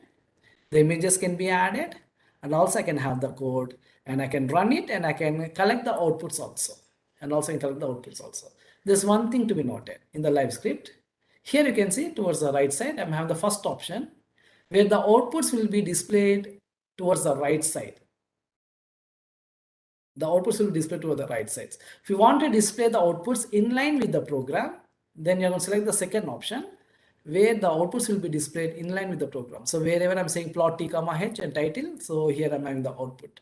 So if I'm going to select the first option, the outputs are available towards the right side. So if I'm going to move down over here, so though I'm having the code, the output is available towards my right side. So it's our option. So I can select it this way.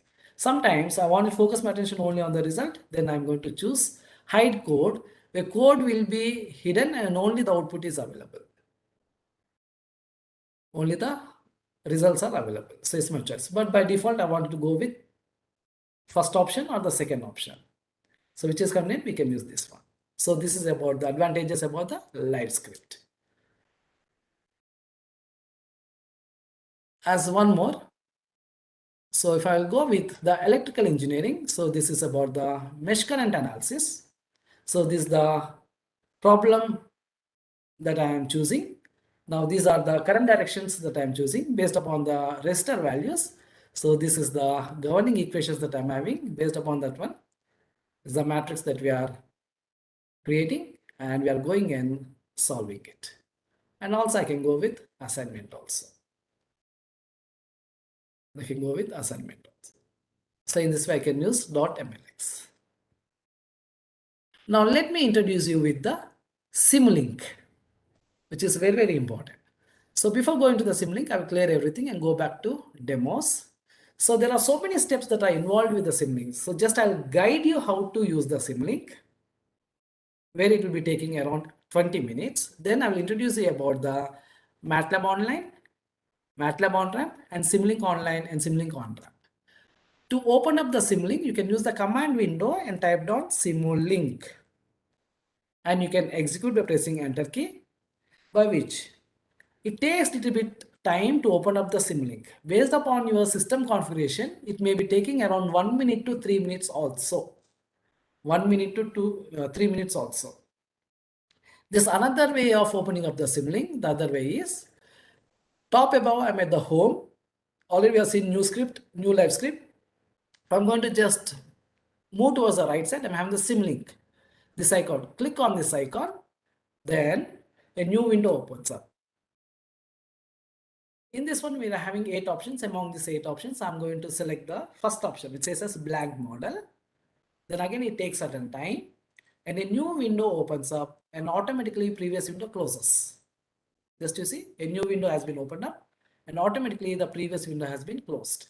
So this is the untitled symlink, where we are having the white canvas. Once I'm having this one, now we have to open up the library browser.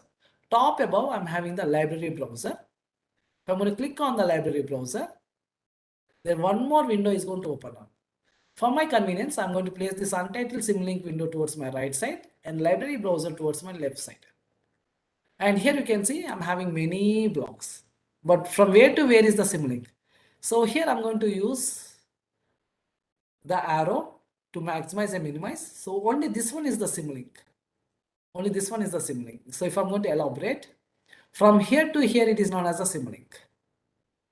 And let me go to sources. Just I will use and explain you. Just you follow me.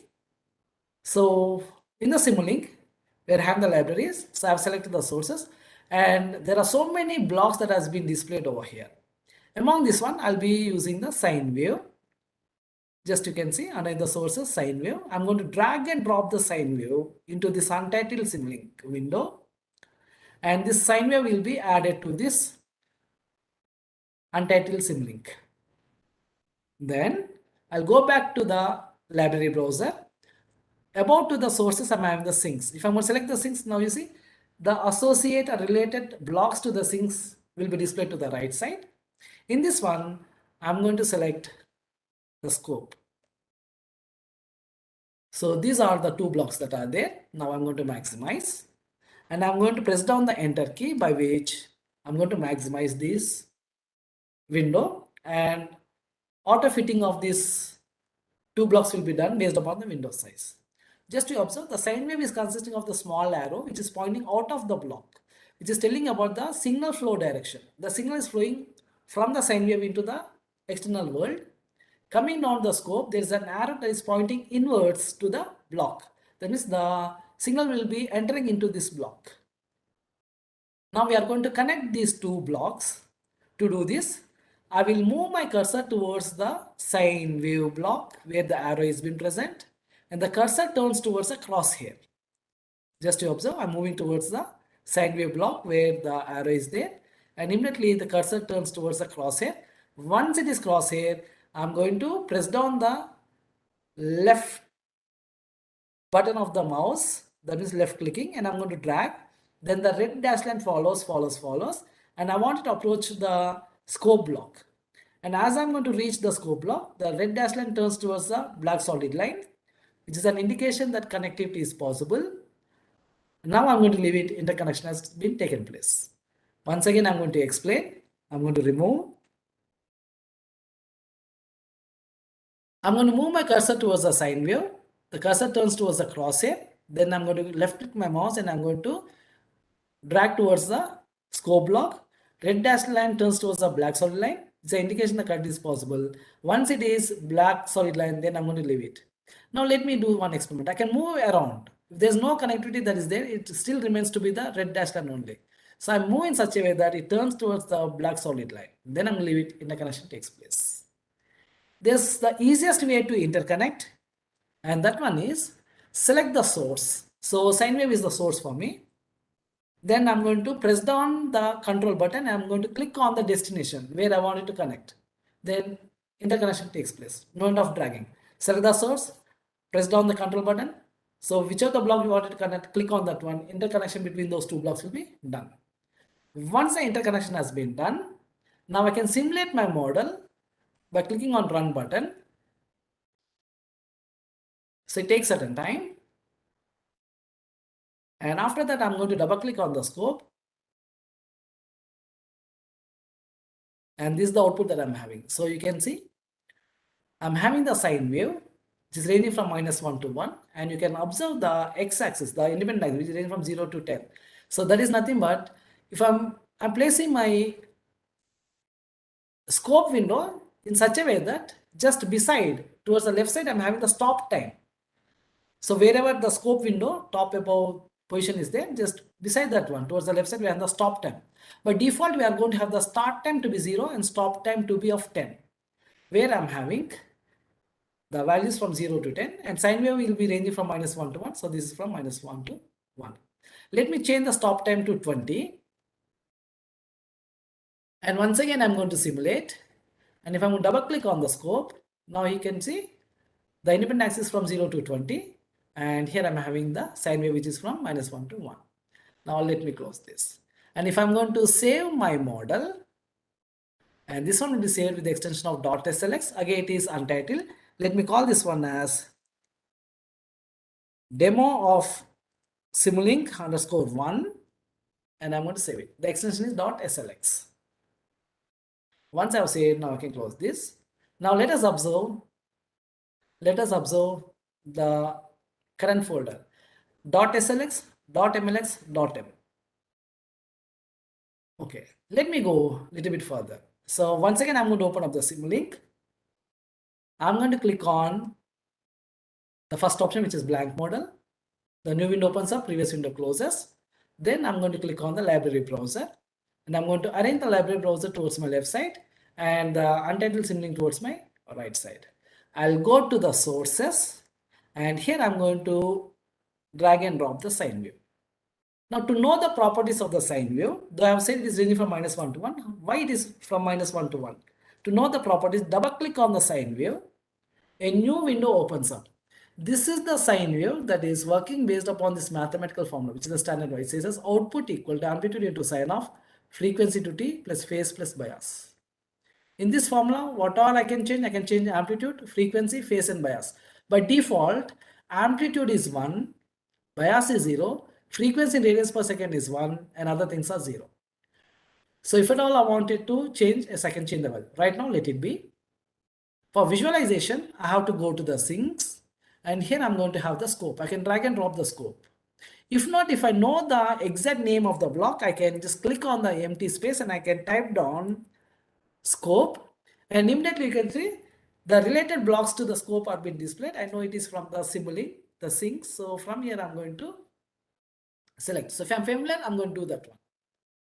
And if I'm going to double click and I'm going to interconnect, and now if I'm going to run, double click on the Simulink, scope block, then this is the output, which is ranging from -1 to 1, because mathematical formula says as amplitude is 1 by default. Okay, let me just close this, and I'm going to resize the window, and I'm going to place it towards my right side, and I'm going to press down the space bar, where based upon this window size, auto fitting will be done. The blocks will be resized and the complete blocks will be fitted over here. I'm going to double click on the scope and place the scope towards my right side. Now I'm going to change the properties of the sine wave. Double click on the sine wave. The default amplitude is 1. I'm going to change this one to 5. Say it as apply OK. Once again simulate. Now here you can see output is ranging from -5 to 5. Now if once again change the amplitude, you can change any of the values. I wanted to just go with only the amplitude. So let me change this one to 25. Now say it as apply OK. And once again simulate. You can simulate from the scope also. Since my focus is only on the result, I can simulate from the scope also. Here I'm having the run button, which is green in color. If I'm going to simulate, now the output is ranging from -25 to 25. So now let me go and let me save this, saying as demo simlink _2. And I'm going to close this one. If I'm going to close this one, even the scope log will be closed. Okay, so once again, I'm going to open up the Simulink, the first option. Just to get the familiarity, I'm repeating. Now let us do the most important concept over here. I'm going to open up the library browser. Now here you can see I'm having the sources, I'm having the sinks. In sources, you can observe, instead of using the sine wave, I can use the other sources also. I can use the other source also. Right now, I wanted to use the sine wave only. By default, amplitude is 1. Frequency radians per second is also 1. Now what I want to do is, whatever the signal I'm having, I wanted to amplify the signal by 5 times. So what can I do? For this one, just you can observe towards the left side of the library browser, I'm having the math operations. I'm having absolute, add, bias, and so on. In this one, I'm going to have the product also. So let me just add the product, drag and drop the product. Where for the product, I'm having 2 inputs and 1 output. Sine wave is only 1 output. Then to view, I'll be just going to the sinks and I'm going to drag and drop the scope block. Now, whatever the sine wave I'm having, I want to amplify this one by 5 times. So the first input I've added to the sine wave. The second input I want to amplify with 5 times. So for this one, I go to the sources. Here I'm having the constant. So let me drag and drop the constant. And if I'm going to double click on the constant, the default value will be 1. Now I want to change this value to 5. Say it as apply OK. Whatever the changes you do, say it as apply OK. And I'm going to add the constant 5 as a second input to the product. So whatever the sine wave I'm getting, I'm multiplying that sine wave with this 5. Whatever the output of multiplication, I'm viewing onto the scope. So this is what that I'm doing. Let me resize, use the space bar. Just you see sine wave is multiplied with 5 and this is the output I'm having. Now you simulate. Simulate. Double click on the scope. Now you see it is ranging from -5 to 5. Now let me change this value. So before that, let me resize so that I can have both the scope block and also this. So let me place it in this way. And I'll change this one to 25. Say to apply OK. Now you see the value will be appearing over here. Use the space bar. Once again, you simulate. Now here, the output is ranging from -25 to 25. That means whatever the sine wave I'm having, these 2 blocks are behaving like an amplifier for me. So I can select these 2 blocks. So from the empty space, I'm starting and I'm selecting these 2 blocks. And I'm going to right click. And I'm going to have the option, it says as create subsystem from the selection. So here a subsystem has been created. If I'm going to double click on the subsystem, here I'm having the product, that is the multiplier and the 25. So if I'm going to just go, I can rename this subsystem saying as amplifier, because this is what the block that is making as amplifier, and the value I'm giving is 25 because internally it is making as 25. Now you can see. For this one, I'm going to name it. Just to click the cursor blink, that means it is editable. So I'm editing over here. I'm going to say it as source. And here I go to the scope. So here I'm going to say it as output. So you can give your own meaningful names. Output. And once again, I'm going to simulate. It's the same 25 I'm having. So it's the same output that I'm having. Now I can do the same thing by using Matlab also. What can I do? T equal to 0 colon 0.001 colon up to 20. The standard equation let us take. X equal to sine of t. Y equal to 25 into x. Then plot t comma y. Plot t comma y. Y is nothing but 25 into x. X is with the amplitude of 1. So here I have used the function which is the sign and plot. And coming to the Simlink, I'm using the blocks. So instead of the sign as a function in MATLAB, I'm using the sign source, which is the block. And in MATLAB, I use the plot for visualization. Here I'm having the scope. And 25 into 5. So for this one, I'm having in MATLAB the symbol, which is the product. And in Simlink, I'm having the block. Constant, in Simlink, I'm having a block. So whatever I can do with the MATLAB, I can do the same thing with the Simlink also. So MATLAB goes with the functions and Simlink goes with the blocks. Simlink goes with the blocks. So in this way, I can have the MATLAB and also I can have the Simlink. And here you can see, coming on the Simlink, it's almost equivalent to the pictorial way of programming. The signal is from the source coming and entering to the amplifier. Internally, we are having the circuit, which is amplifier, which is the product and the 25 constant, and the output we are going and visualizing on the output. So in this way, it's a pictorial way of programming. Now let us go and let us save this. And sorry, I have to save this. So I will call this one as demo. It's not the simulation part that we are doing. So we are going with amplification only. So I will make it as amplification. So in this way I can say, okay. So let's get an understanding about the Simlink. So what are all the blocks that are there? So let me double click and let me open up and let me go to the library browser. Now here you see I'm having commonly used blocks. The constant block actually is available in the source, but which are the blocks that are commonly used? They are being placed in the library known as commonly used blocks. Even the gain, integrator, subsystem, so all these are available. The same way I can go to the continuous. So these are the blocks where I'm having the derivative, integrator, PID controller, transfer function, and so on. Similarly, let me go to the discontinuities. So dead zone, other things are there.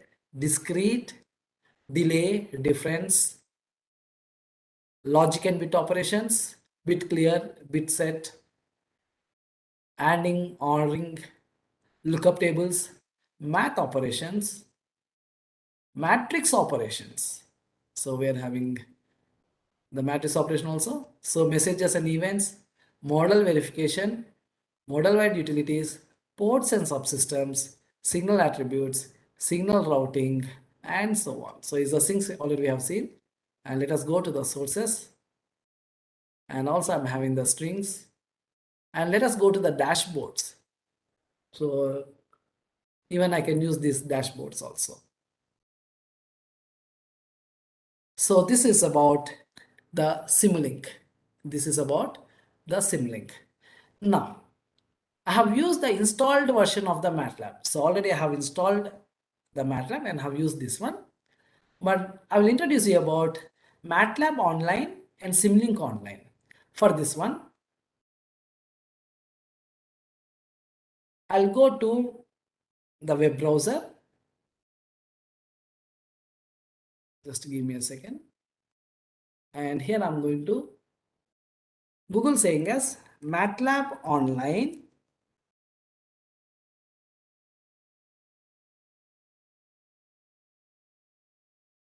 And here I'm having the first option, which is Matlab Online. I'm going to click over here. Select the region. So we are from India. So I'm going to click on India. Now here you can see. Start using Matlab Online. If I'm going to click over here, then it is going to ask me to sign in. So it is going to ask me to sign in. So welcome to Matlab. So sign in. So here I'm going to sign in with my email ID. So I have created already the MathWorks account. As my colleague has said, since it is already 12, you might have got your own email IDs and also they might have uploaded into the server of MathWorks. So you can access this one. So these are the steps that we have to follow. So since I already have created the MathWorks account, so with the same email ID with which I have created, I will enter. So for this one, I'm going to say it as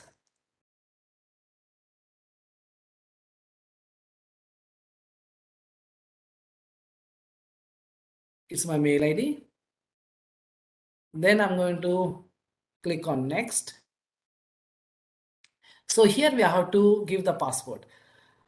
If you have to regenerate the password, you can click on forgot password. So from here, there will be one more step where you will be recreating the password. After recreating, we can come back and we can enter the password. So here I'm going to say it as. So most of the times we are going to change the passwords. Just give me a second.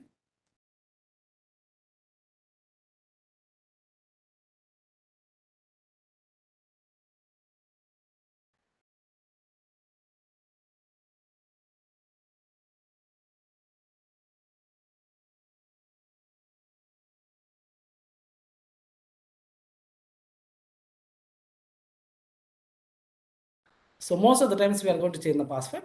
So anyhow, so once we have entered, this is the environment that you'll be getting. So where you are going to have Open Matlab Online.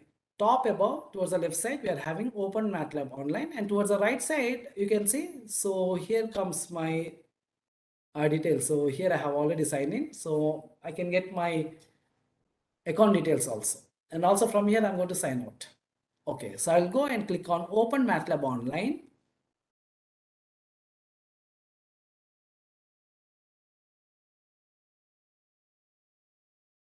And this is the page that is going to display, where it is consisting of.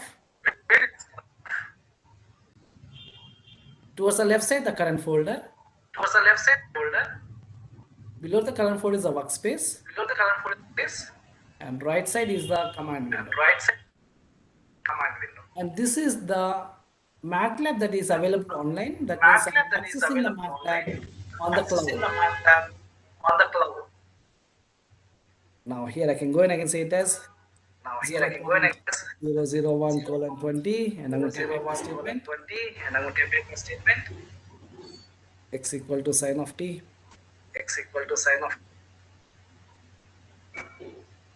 And plot t comma x.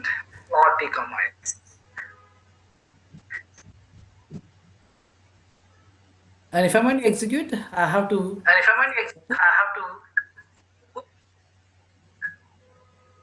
So here you can see this is the figure.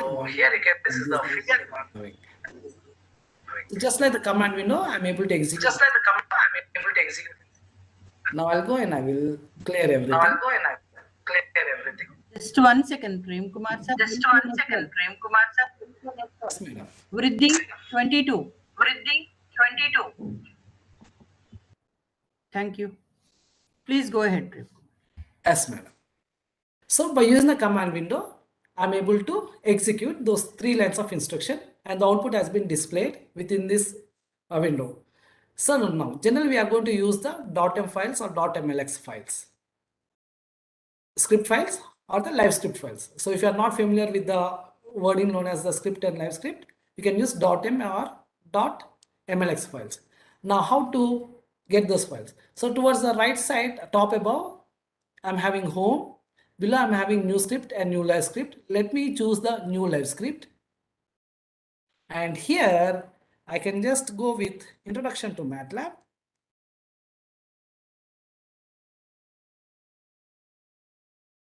Then as usual, it's only the basics and it's about the visualization.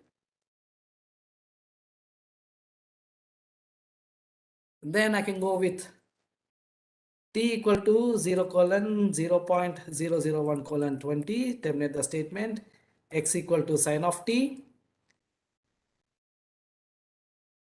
And I'll go with plot t comma x. And I can have the 3D plot also. So y equal to cos of t. Y equal to cos of t, terminate the statement. Then I can say it as plot t comma y. And also I can go with plot 3, where I can have t comma x comma y. And also I can have the logo, which is the MATLAB inbuilt function. And also I can have one more thing known as the peaks, which is predefined. Now what exactly the logo is going to do, as I have already said. So let me do one thing. I'm going to type down the information over here saying as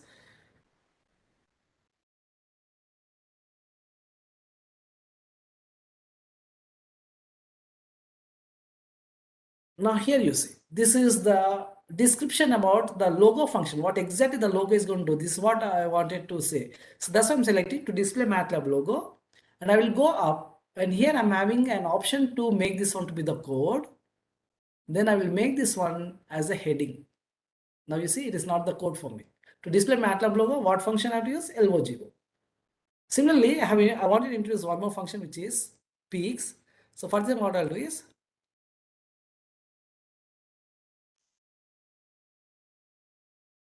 some inbuilt function which is predefined. So let me select this one, and I will go and make this one as a text, and I'll make this one as a heading. Now top about introduction to Matlab. I want to make this one as the title. So here I'm having an option. I can make this one as a title. So here I'm using a single line, but you can describe just like I've said about the coefficient of restitution. So the brief description I can give over here. So let me make this one as heading 1. Then here we are focusing our attention on the visualization. So let me make this one to be the text. Let it be the normal only. Now for this one, this is the code that we are having. Now for this, explicitly, this is the 3D visualization. So let me make this one as 3D visualization, and I'm going to select and make this one as the text and as the heading. Now if I'm going to just elaborate, just you can see introduction to Matlab, basics, visualization. So this is about t equal to x equal to plot t comma x and y equal to cos of t plot t comma y, 3D visualization and the logo and inbuilt function. Now let me save this. While saving, the file will be saved onto the cloud for every MathWorks account person. So whoever is having the MathWorks account, 5 GB of memory is being allocated. 5 GB of memory is allocated. So we can use that 5 GB. The minimum is 5 GB and maximum will be of 15 GB. So this is the memory that is available on the cloud. So I'm saving this file on the cloud, and here when I'm going to click on save, it is giving the name to be untitled. So I will make this one to be of CBIT demo underscore 1 and the extension.mlx, and if I'm going to save it, towards the left side, now here you can see current folder. It says as current folder. It's the same thing, but right now it is the cloud memory. So it's the CBIT underscore demo underscore 1.mlx. Now I can go and I can run.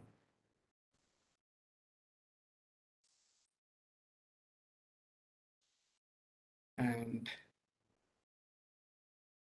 here you can see this is the sine wave output, cos output, plot 3D output, this is the logo output, and this is about the peaks output.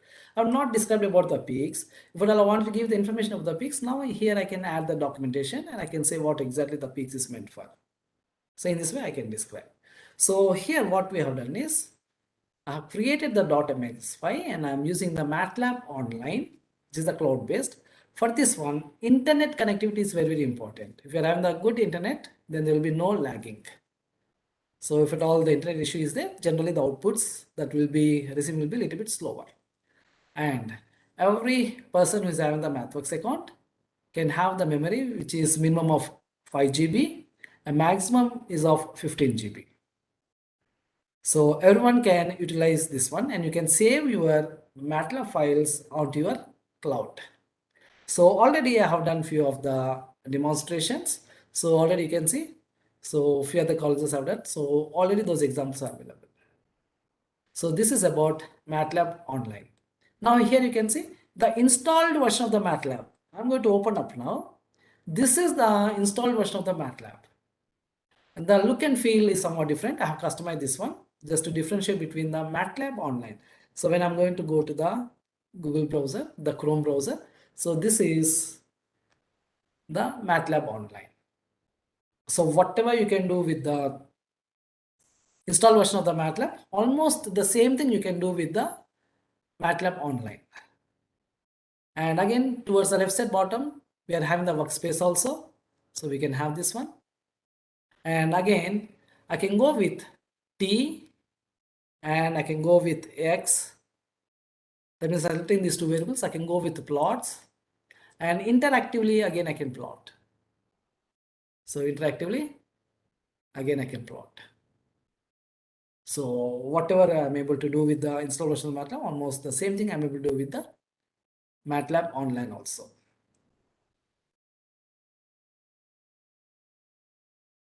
So this is about MATLAB online. Similarly, we are going to have the symlink also. It's the same MATLAB. From here, we are going to open up the symlink. So I've cleared everything and closed all the live script files. So I'm with home. Then here I'm going to have the symlink. Open up the symlink, by which again I'm having 8 options. I'm going to click on the first option.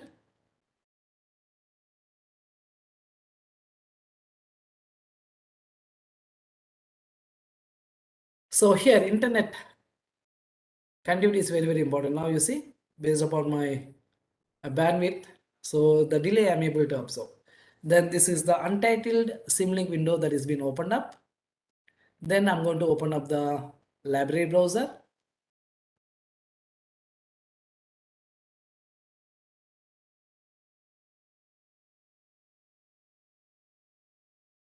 So no need of installing the MATLAB and the symlink. So directly from the cloud we can access. And from the sources,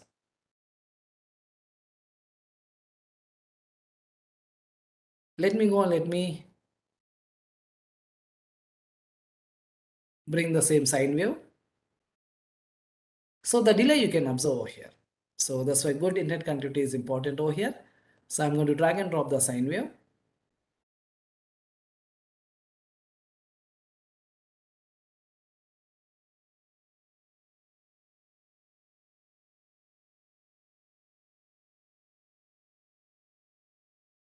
So when compared to MATLAB, in Simlink you are going to observe a little bit more delay. Simlink you are going to observe a little bit more delay.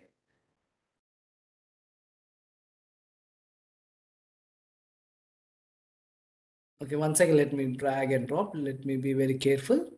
So this is the sine wave. Then I go to the sinks. I go to the sinks. From here I'm going to drop the scope. And then once again I go to the sources. So just you can observe there are so many blocks over here. Just like the installed version, it's the same blocks that we are going to have. Now go to the things. Again, we are going to have the same blocks. Now let me go to the math operations. From here, I'm going to add the product block. So these are alphabetically orderly placed. So here I'm having the product, where I'm having 2 inputs and 1 output. Then I go back to the sources and I'm going to add the constant block. Then the sine wave goes as the first input to the product. Then constant goes as the second input to the product. And the output of the product goes as the input to the scope. The default value of the constant is 1. Let me double click. Now here we are changing the properties. So here you can see this is the window that is being opened up. So it's the block parameters, and here I'm going to change the value to 5. Now say it as apply OK. So here you can see this is 5. Now I'm going to use the space bar. So I'm auto fitting this one, and I'm going to run the model. Run the model. Now to view, double click on the scope. Double click on the scope. And this is the output that I'm having, which is ranging from -25 to 25, because the constant value is 5 right now. The constant value is 5 right now. So in this way, I can access MATLAB online and also Simlink online, and also I can save the memory also. Now let me go and let me save this. And I'm going to call this one as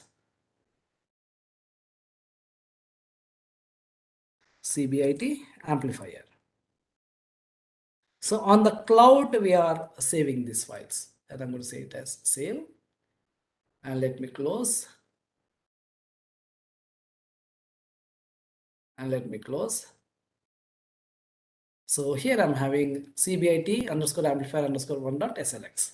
So now if at all I wanted to open up, yes, I can double click and open up, and I can run the model, and from here I can run. So I'm saving all my files over there. Then whenever I need, I can open up and I can run.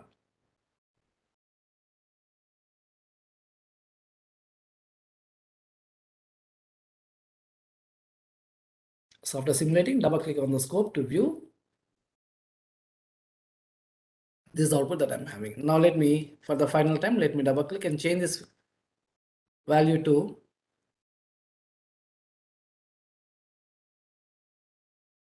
amplitude is 1, but let me change this one to 5. Say it as apply OK.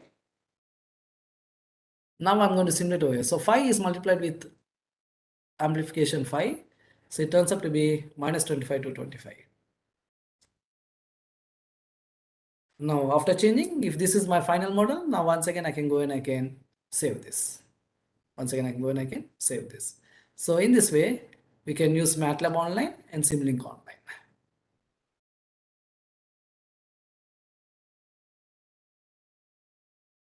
Now let me clear everything. Now I'll go back to the web browser. Already I'm in the web browser, but I'll take a new tab. And here I'm going to say as Matlab on ramp. Matlab on ramp. So I'm browsing. So here you can see it says as Matlab on ramp. Let me click on this. So this is about the Matlab on ramp. So which is the interactive training course that we are having, which is free of cost. Every student can access this. The CBIT students, every student can access this. And after completion of this course, you'll be getting the certification. So here I will go and I will observe the course description, the modules and so on. First, let me start with the course overview. And here I'm going to say it as start module. Internet.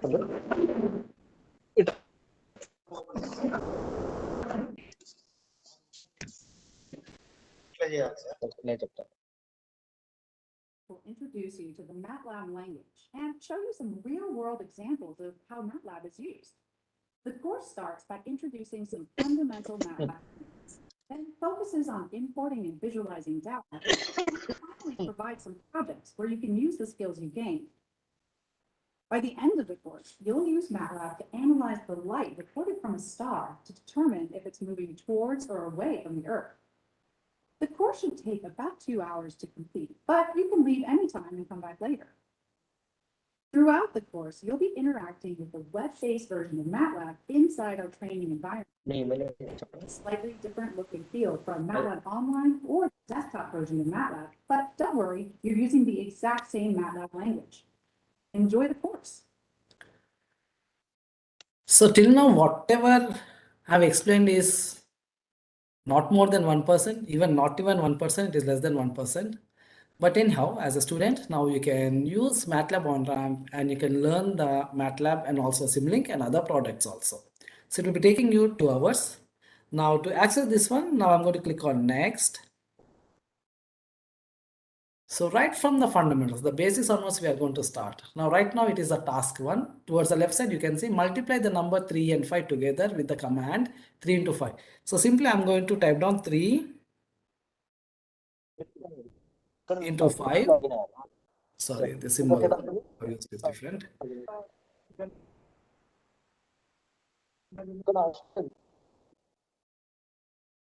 So 3 into 5. And if I'm going to execute, so press down the enter key. So with the morning session, I've repeatedly said to execute, press down the enter key. Right now you press down the enter key, that means you are executing. So it is green in color, that means my output is correct. So by pressing on the space bar, we are going to continue to task 2, where it says as whatever the result we are having, assign this one to m variable. It's a good practice for us to always assign our results to our own variables. So for this one, We complete the process, sir. m equal to 3 into 5. And if I'm going to press down the enter key, again I'm evaluating, again it is correct. So in this way, I can go ahead and I can complete all the tasks in each and every module. So right now you see, now m is 15. If I'm going to say m equal to m plus 1, now for 15, 1 will be added, by which the resultant will be 16 now. So m equal to m plus 1. So this is task 3. And if I'm going to evaluate, so it will be 16. So observe the workspace. Towards the right side, we are having the workspace. Towards the right side, we are having the workspace. Now here I'm having m with the value of 16. So from basics starts the course and all the way it goes to developing the projects also. So it's a right environment we are having. Every student who is having the MathWorks account can access this. So when I'm saying every student, it's about the CBIT students only. Since everyone has been provided with the MathWorks account, now you can log in and you can access. The advantage with this one is it's a fundamental basic introduction all the way going up to the project based. So the complete knowledge you can gain from this one, and at last you will be getting the certification also. So what I'm going to do is I'm going to right now exit the course. It will be taking 2 hours. So in the midway, if you wanted to just sign out, again you can come up and you can rejoin. That means you can sign in and you can start from where you have left. So if I'm going to just click on resume course, just you see, so wherever I have stopped from there, I'm going to move forward. So you can take a break,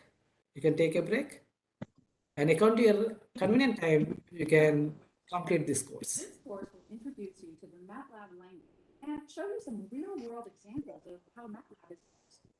The course starts by introducing some fundamental Matlab features, then focuses on importing and visualizing data, and finally provides some projects where you can use the skills you gain. By the end of the course, you'll use Matlab to analyze the light reported from a star to determine if it's moving towards or away from the Earth. The course should take about 2 hours to complete, but you can leave anytime and come back later. Throughout the course, you'll be interacting with this version of MATLAB inside our training.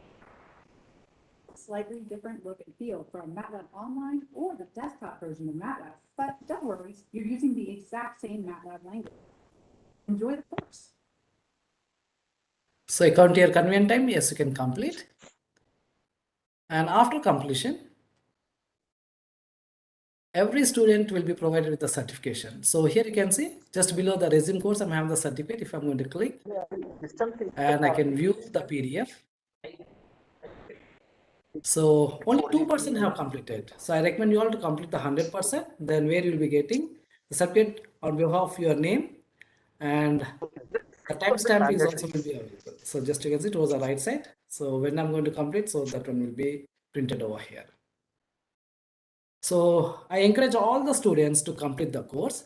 After completing the course, you can share your certificate to your professors. So here we are going to have the link. You can copy the link and you can share to the professors. And I request all the students, those who are completed, are going to share your certificate with your professors and also with the coordinator and also with Uday, so my colleague. So I request you all to share even with the Uday also. So just you copy this one and you mail to him, so he'll be getting the information. So this is about MATLAB on-ramp. So you can see its commands, MATLAB desktop and editor, vectors, matrices, indexing, array. So based upon the content, now whatever I said is not more than 0.1% also. So within the limited time, I'm able to explain only this one, but I encourage you all to complete the MATLAB on-ramp. Similarly, we are going to have the Simulink on-ramp. So I will go and I'm going to type down Simulink on-ramp.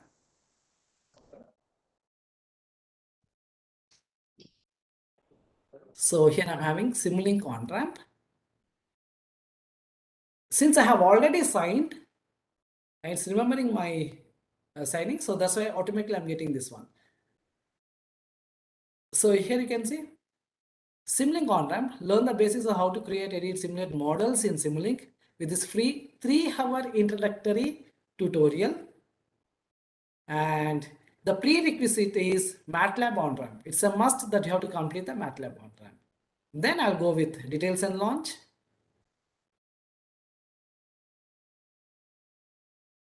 And here I'm going to click on course overview. So already I've completed. So that's why it is saying in this way. So let me say it as a resume.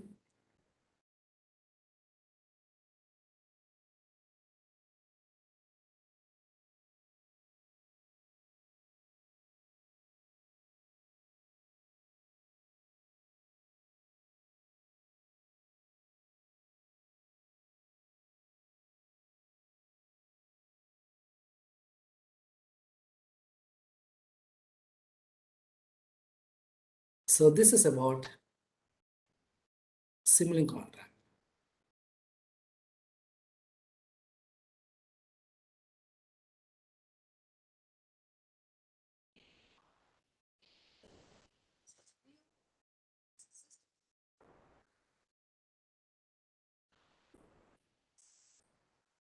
which is a visual of system component actions between. Step is to move. That's what simulating.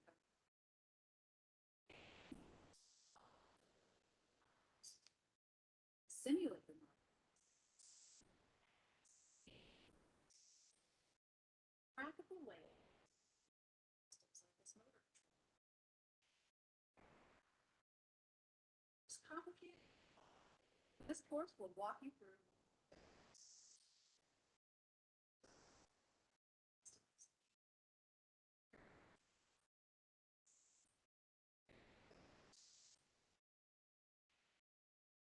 finally you'll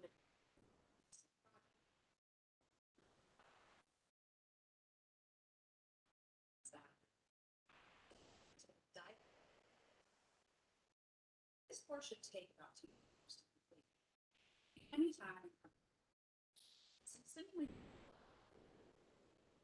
basic familiar. Sorry. Recommend you stick that. It's also called solid. This course should be. It's the same simulation.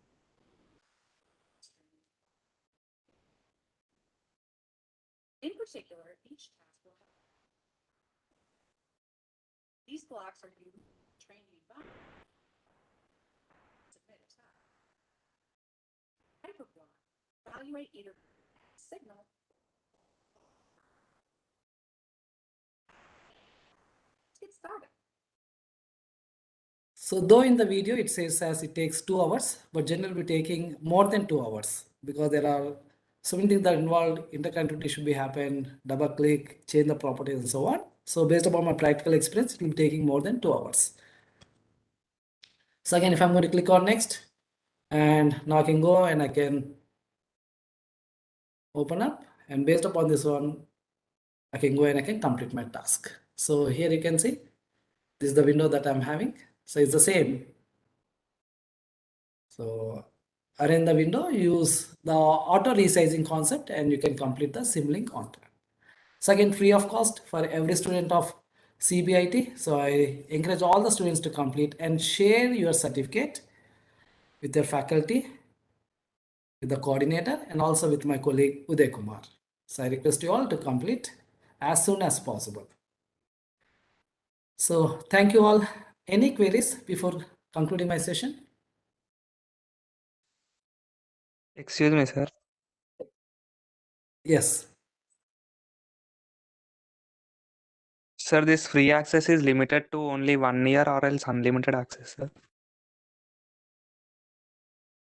Until you complete your course, that means I'm not sure. Uday is the right person to answer. I'm not sure about that one. So my colleague Uday is going to answer this one. Uday, are you there?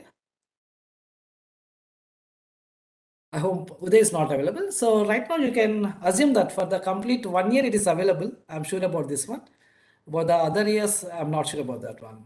But I hope for since you are at the 2nd year, I hope once you are going to complete your 4th years up to there, this will be available. Shall I, Prem? Krishnaveni, professor. Yes, ma'am. I mean, Yes. yes, student. I think one student has posed that question, and it is actually on academic year base we have taken, and it is going to be renewed. And last month or so, our CBIT has taken. CBIT has provided this facility. In fact, CBIT has purchased or whatever you say Yes, ma'am. after paying a huge amount, thinking that every student of this core engineering branch specially, and even IT and CSC also, biotechnology chemical, they can make use of this to the fullest extent for their projects, assignments, for certifications like any other certifications. They can use it for their internships and equivalent MOOCs or something like that, because the MATLAB courses are available in the MOOCs also, NPTEL. The same thing at free of cost, it is available here in the MATLAB, this thing. So keeping this in view, for the entire campus, unlimited users and unlimited again toolboxes. We have purchased it for the sake of students and faculty of the CBIT. CBIT has purchased, and it is going to be renewed. But thing is, all the students and faculty, they must make use of this well. And as Mr. Prem said, whatever work progress is there, whatever your learning is there, if you can share it with your coordinator or class teacher, that class teacher, in fact, they'll share it to our central team, and then even to the MATLAB team, Prem, Uday, and other persons, other experts, so that it can be renewed even for the further years also. So it is we have taken it for the entire campus, and we want to go ahead in future. Uh, even in the same tone. This is what our plan so far. For the first time in the CBIT, we have taken. Now it is in your hands. Like how well you utilize, and you allow the institute management to spend on this one in future. So make use of this one, all of you. Don't think, Yes, ma'am. no? Okay. And we will even request them for the extension and all in future. And you can, as per Mr. Prem and Uday, you can use it in your mobile also. Such type of feature earlier we never had in the CBIT, or even very few institutes in our Hyderabad, topmost institutes also. They have this type of access, and CBIT has come forward to, because many times during the virtual labs and all, we faced many problems during this lockdown and all. So we thought once we provide this software to the students and faculty, all the laboratories, they can be conducted even in the virtual mode and offline mode also, and further additional learning. This is an additional learning sort of thing. Software which can facilitate the additional learning. What I mean to say is, okay. Thank you. Hope I'm clear to some extent, if not full. Any other? Thank you, ma'am. Eh, So what are all the toolboxes I can use? I'm switching over to the installed version of the MATLAB. So in the command window, I'm typing down VAR. So we are having more than 100 toolboxes. So just in today's session, we have dealt with MATLAB and Simulink. And I encourage all the students to complete and share the certificate. So it will be, so within 1 or 2 days, you can complete this one. So don't prolong. I encourage all the students to complete within 1 or 2 days and share your certificate. Along with this one, now you can see 5G toolbox, which is very advanced toolbox. Automobile industry will be using this one. Aerospace block set and aerospace toolbox. When I'm saying aerospace toolbox, only functions. Aerospace block set, Simulink models. Antenna toolbox. For speech processing, audio toolbox. For self-driving car, automated driving. Biological people can use this, bioinformatics, communication toolbox. In the way even we are going to for mathematical department, curve fitting. Every field of engineering uses this curve fitting because mathematics is involved. Controls. And similarly, we are going to have data acquisition toolbox. So many toolboxes are there. So if I'm going to just elaborate this one, we are having more than 100 application related toolboxes. More than 100 application, and all these toolboxes every student can use. Is a full package that is being provided by the CBIT to all the students. So use this facility and complete the Matlab on-ramp and Simulink on-ramp and share your certificates. Any other queries?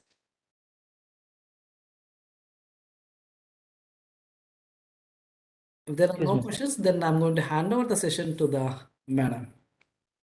Excuse me, sir. Yes. Where shall you complete Sir, this course? we will get any mail What website it is? regarding to the Matlab. Once again, I can't get you.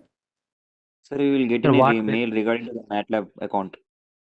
Already cbit.org.in is available with your name. So that mail ID is there. So Password? your class teachers and your college is going to provide you. So from that, you can log in. If you want to change the password, you can change, and you can access Matlab online and also Simulink online and also the on-ramp courses also. Okay, You sir. can Thank access. you. Once you're having that account, yes, you can access. Prem, once again, that installation screen you can display it once. Like where do they install? Like if it is a Google, let us say, what is the Yes. first step to go to that? Yes. Their doubts will be clarified. You can Yes. type your students, you can type your mail ID there. Afterwards, even if you have an option like forgot password, that also if you type, then it will take you, like any other software, it will take you to your mail, and then from your mail a link will be provided to you. If you click on that link, it will be activated. You can change the password then. Yes. So once again, I guide you. Just you can type down Matlab online. So to access Matlab online, just type down Matlab online. So I'm Googling. So I'm searching over here. And in the first option or the second option, we'll be getting that one. So mostly the first one. So for me, it's the first one. And here it says Matlab online by MathWorks. So if I'm going to click on this, then I'll be taken to this window where here I'm having use Matlab and Simulink through your web browser. Start using Matlab online. So if I'm going to click, then it is going to ask for the MathWorks account. So I have to log in. So already I have logged in. That's why I'm missing that one step. So before landing to this page, you are going to have one more step where you are going to log in. So once you are going to log in, then this is the landing page you are going to have. From here you can access. From here you can access Matlab online, or even you can access Simulink also. So from the Matlab itself, you are going to open up the Simulink and you are going to access the Simulink also. So I have Googled saying as Matlab online. Then I have clicked on the first option. For me, it's the first option. Then it has taken me to one more window where I have clicked on Start Matlab Online. Then I have to log in. Then this is the page I'm going to land on, and I can access the Matlab Online and Simulink Online. Coming on to Matlab and Simulink on-ramp. So I'll start with Matlab on-ramp. Simulink on-ramp is exactly the same. So again, I'm searching. Now here you see is the first option that I'm getting saying as Matlab on-ramp. If I'm going to click on Matlab on-ramp, then I'll be taking over here. Then I can go to the course overview. Then I'm going to click on Start Module. So in Yeah, this way I can do. that is once they have an account, Prem, and Yes. might be students' doubt might be how to create an account. Am I right? The earlier some student has asked a question. Or after having an account, how to go ahead? The same student can respond, please, or other students. Yeah, yes, ma'am. How to have that account? How to have that account means if you go to the Matlab, there if you don't have an account, if you have to register, it's one way. And other thing is login directly. If you go to the login, you will get one mail ID, it will ask, and after that you don't have password with you. So forgot password, you can type. Then again it will ask the mail ID, official cbit.org.in mail, with that extension. All of you were given mail IDs earlier. That mail ID, use it. And then it will take you to your mail, cbit.org.in mail is there, no? To that mail, it will take you. There one link will be provided. I have done like that only the other day, that is on Monday. Then you can click on that link. It will create a facility to you to set the password with some guidance, and even confirm password, and some profile also you can fill up there as a student and all.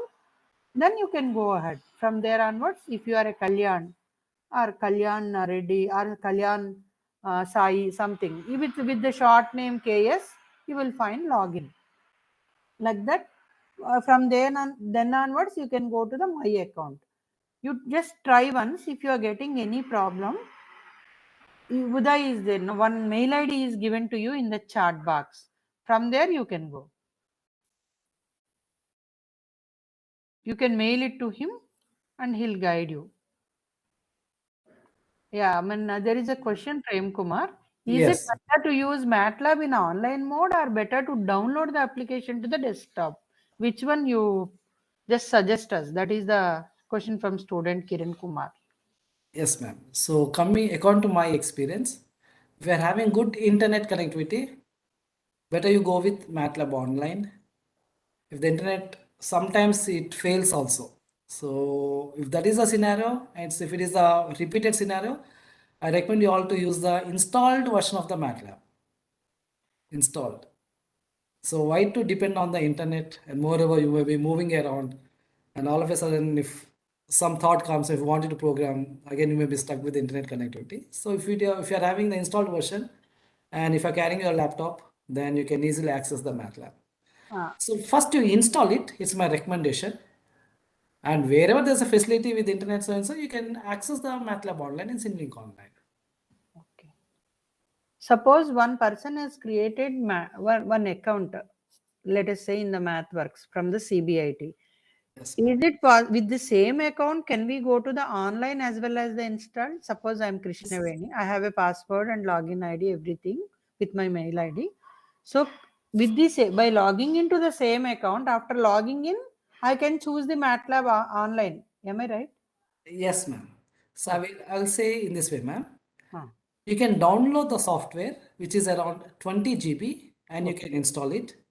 You want only few toolboxes, you can select only those few toolboxes you can download and you can install. Okay. So the install version, yes, you can use. Where it is going to ask you about the activation, at that stage you are going to provide your MathWorks account. That means the name at the rate of cbit.org.in. So that one, by which it is going to automatically take you, and you are going to use the install version. Okay. With the same mail ID, even you can use the Matlab online also. Okay. Even with the same mail ID, even you can use the Matlab on-ramp also. So with the same one account, you are having all these facilities. Okay. So you are having many resources. Okay.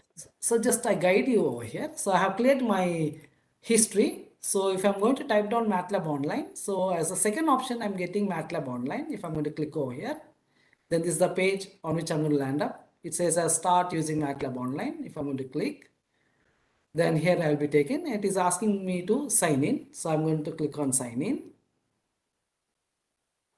So here I have to sign in. Let me say, as a student, right now I'm not having, then how to create? So below I'm having no account, create one. I'm going to click over here. Here I'm going to say it as xyz at the rate of cbit.org.in. So you have been provided with this one. The location is India. Coming down to here, you are going to select the student, if you are the student, or is a scholar, and so on. Okay. And after that, just you have to agree with this one. So since already we are at undergraduation, so we are about 13 years, so we are going to say it as yes. Okay. And then we are going to click on create. Okay. Okay, it's a very simple one. Then the next one will be about the password creation. If you are already having, yes, you can go. Otherwise, You can choose the forget password and you can create your own one. So it's the simplest one, just you can see only choosing about the student only. But these fields are required. So you are going to just fill up this one. Since I'm unable to fill this one, that's why I'm not getting this. Then you can click on create. Students, you can try this and you can take a screenshot of this one and you can try. If you are getting any issues in creating an account, and Mr. Udai's mail ID is already given in the chat box, and you can take his help for creation of the account. He said he'll help you through online. Over phone he'll guide you, or over mail, through mail he may guide you. Thank you, Mr. Prem. Thank you, madam. Is it over from your end or anything else you want to share? Yeah, I completed, madam. Yeah, I request our Murali Krishna sir, Associate Professor, Triple Department, to just summarize today about the today's training program, 2.5 hours, 2.5 hours plus training session, and propose the vote of thanks. Thank you, Murali Krishna. Over to you. Am I audible, madam? Voice is low, a bit louder, Murali Krishna. Am I audible, madam? Yes, yes. Your voice is a bit low. Can you be a bit louder? Sure, madam. Okay. First of all, behalf of faculty and students of CBIT, we thank the Director Academics, Principal and Management of CBIT for arranging such a nice session, madam. And we thank Mr. Praveen Kumar for his very clear and informative session. Thank you, Prem Kumar sir. And we expect such type of sessions in future also for using advanced tools like fuzzy logic, deep learning, wavelets, signal processing, and control system toolboxes. Thank you. And for students, there will be an examination link which is available on LMS portal at 6 o'clock, 6 p.m. in the evening. You can log in through your LMS and complete the examination for certification. Thank you. Thank you, Murali Krishna. Thank you, one and all. Prem, really it is a wonderful session, and even those who don't know the basics of the MATLAB also can easily, by going through your video, easily they can get the information and they can be the self-learner. Of course, all of us, we know it is like a ocean, and 1 day or 1 hour is not sufficient, 1 or 2 hours. And how much ever time they spend on this one, and they get the, in reciprocation, they get the same amount of the knowledge. And by sharing that knowledge, in fact, they can increase their scope of learning also. On behalf of CBIT and on our behalf, I thank Mr. Uday, Praveen Kumar, and all my students for the active interaction. And I think my voice is coming very low. Even I'm not able to hear. is it true, Uday? But for all of us, it is. No, somehow this is coming very low. Is it the case, Murali Krishna? No, madam, is audible, madam. For all of us, it is good, Uday. Madam, it's audible, madam. It's audible. Uday, there might be some problem at your end. Please check once. We are done with the session. Mr. Prem is also actually very much audible, and we are audible to Prem, in fact. Uday, actually, we are audible to each other, and there might be some problem at your end. And today's session, it went on very well and continuously 2.5 hours. Even he is an inspiration to all our teachers.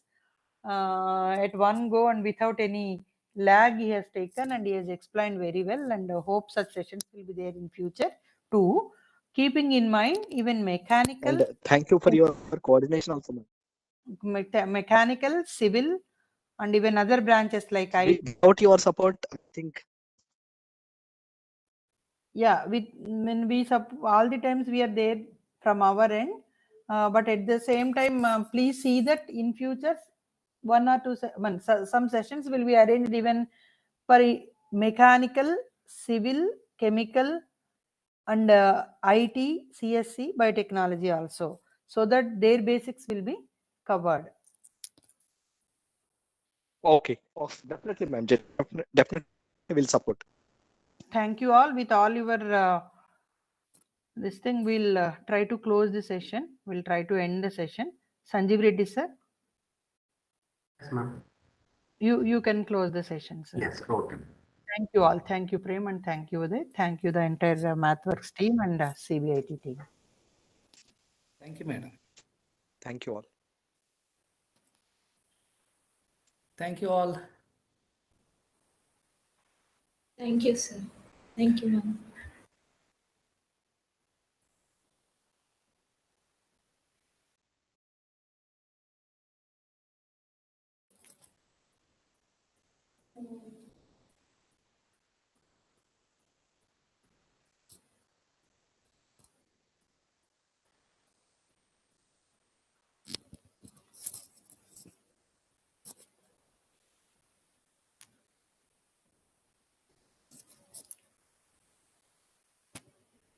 Sanjeev Reddy sir, you can stop even that YouTube live streaming also.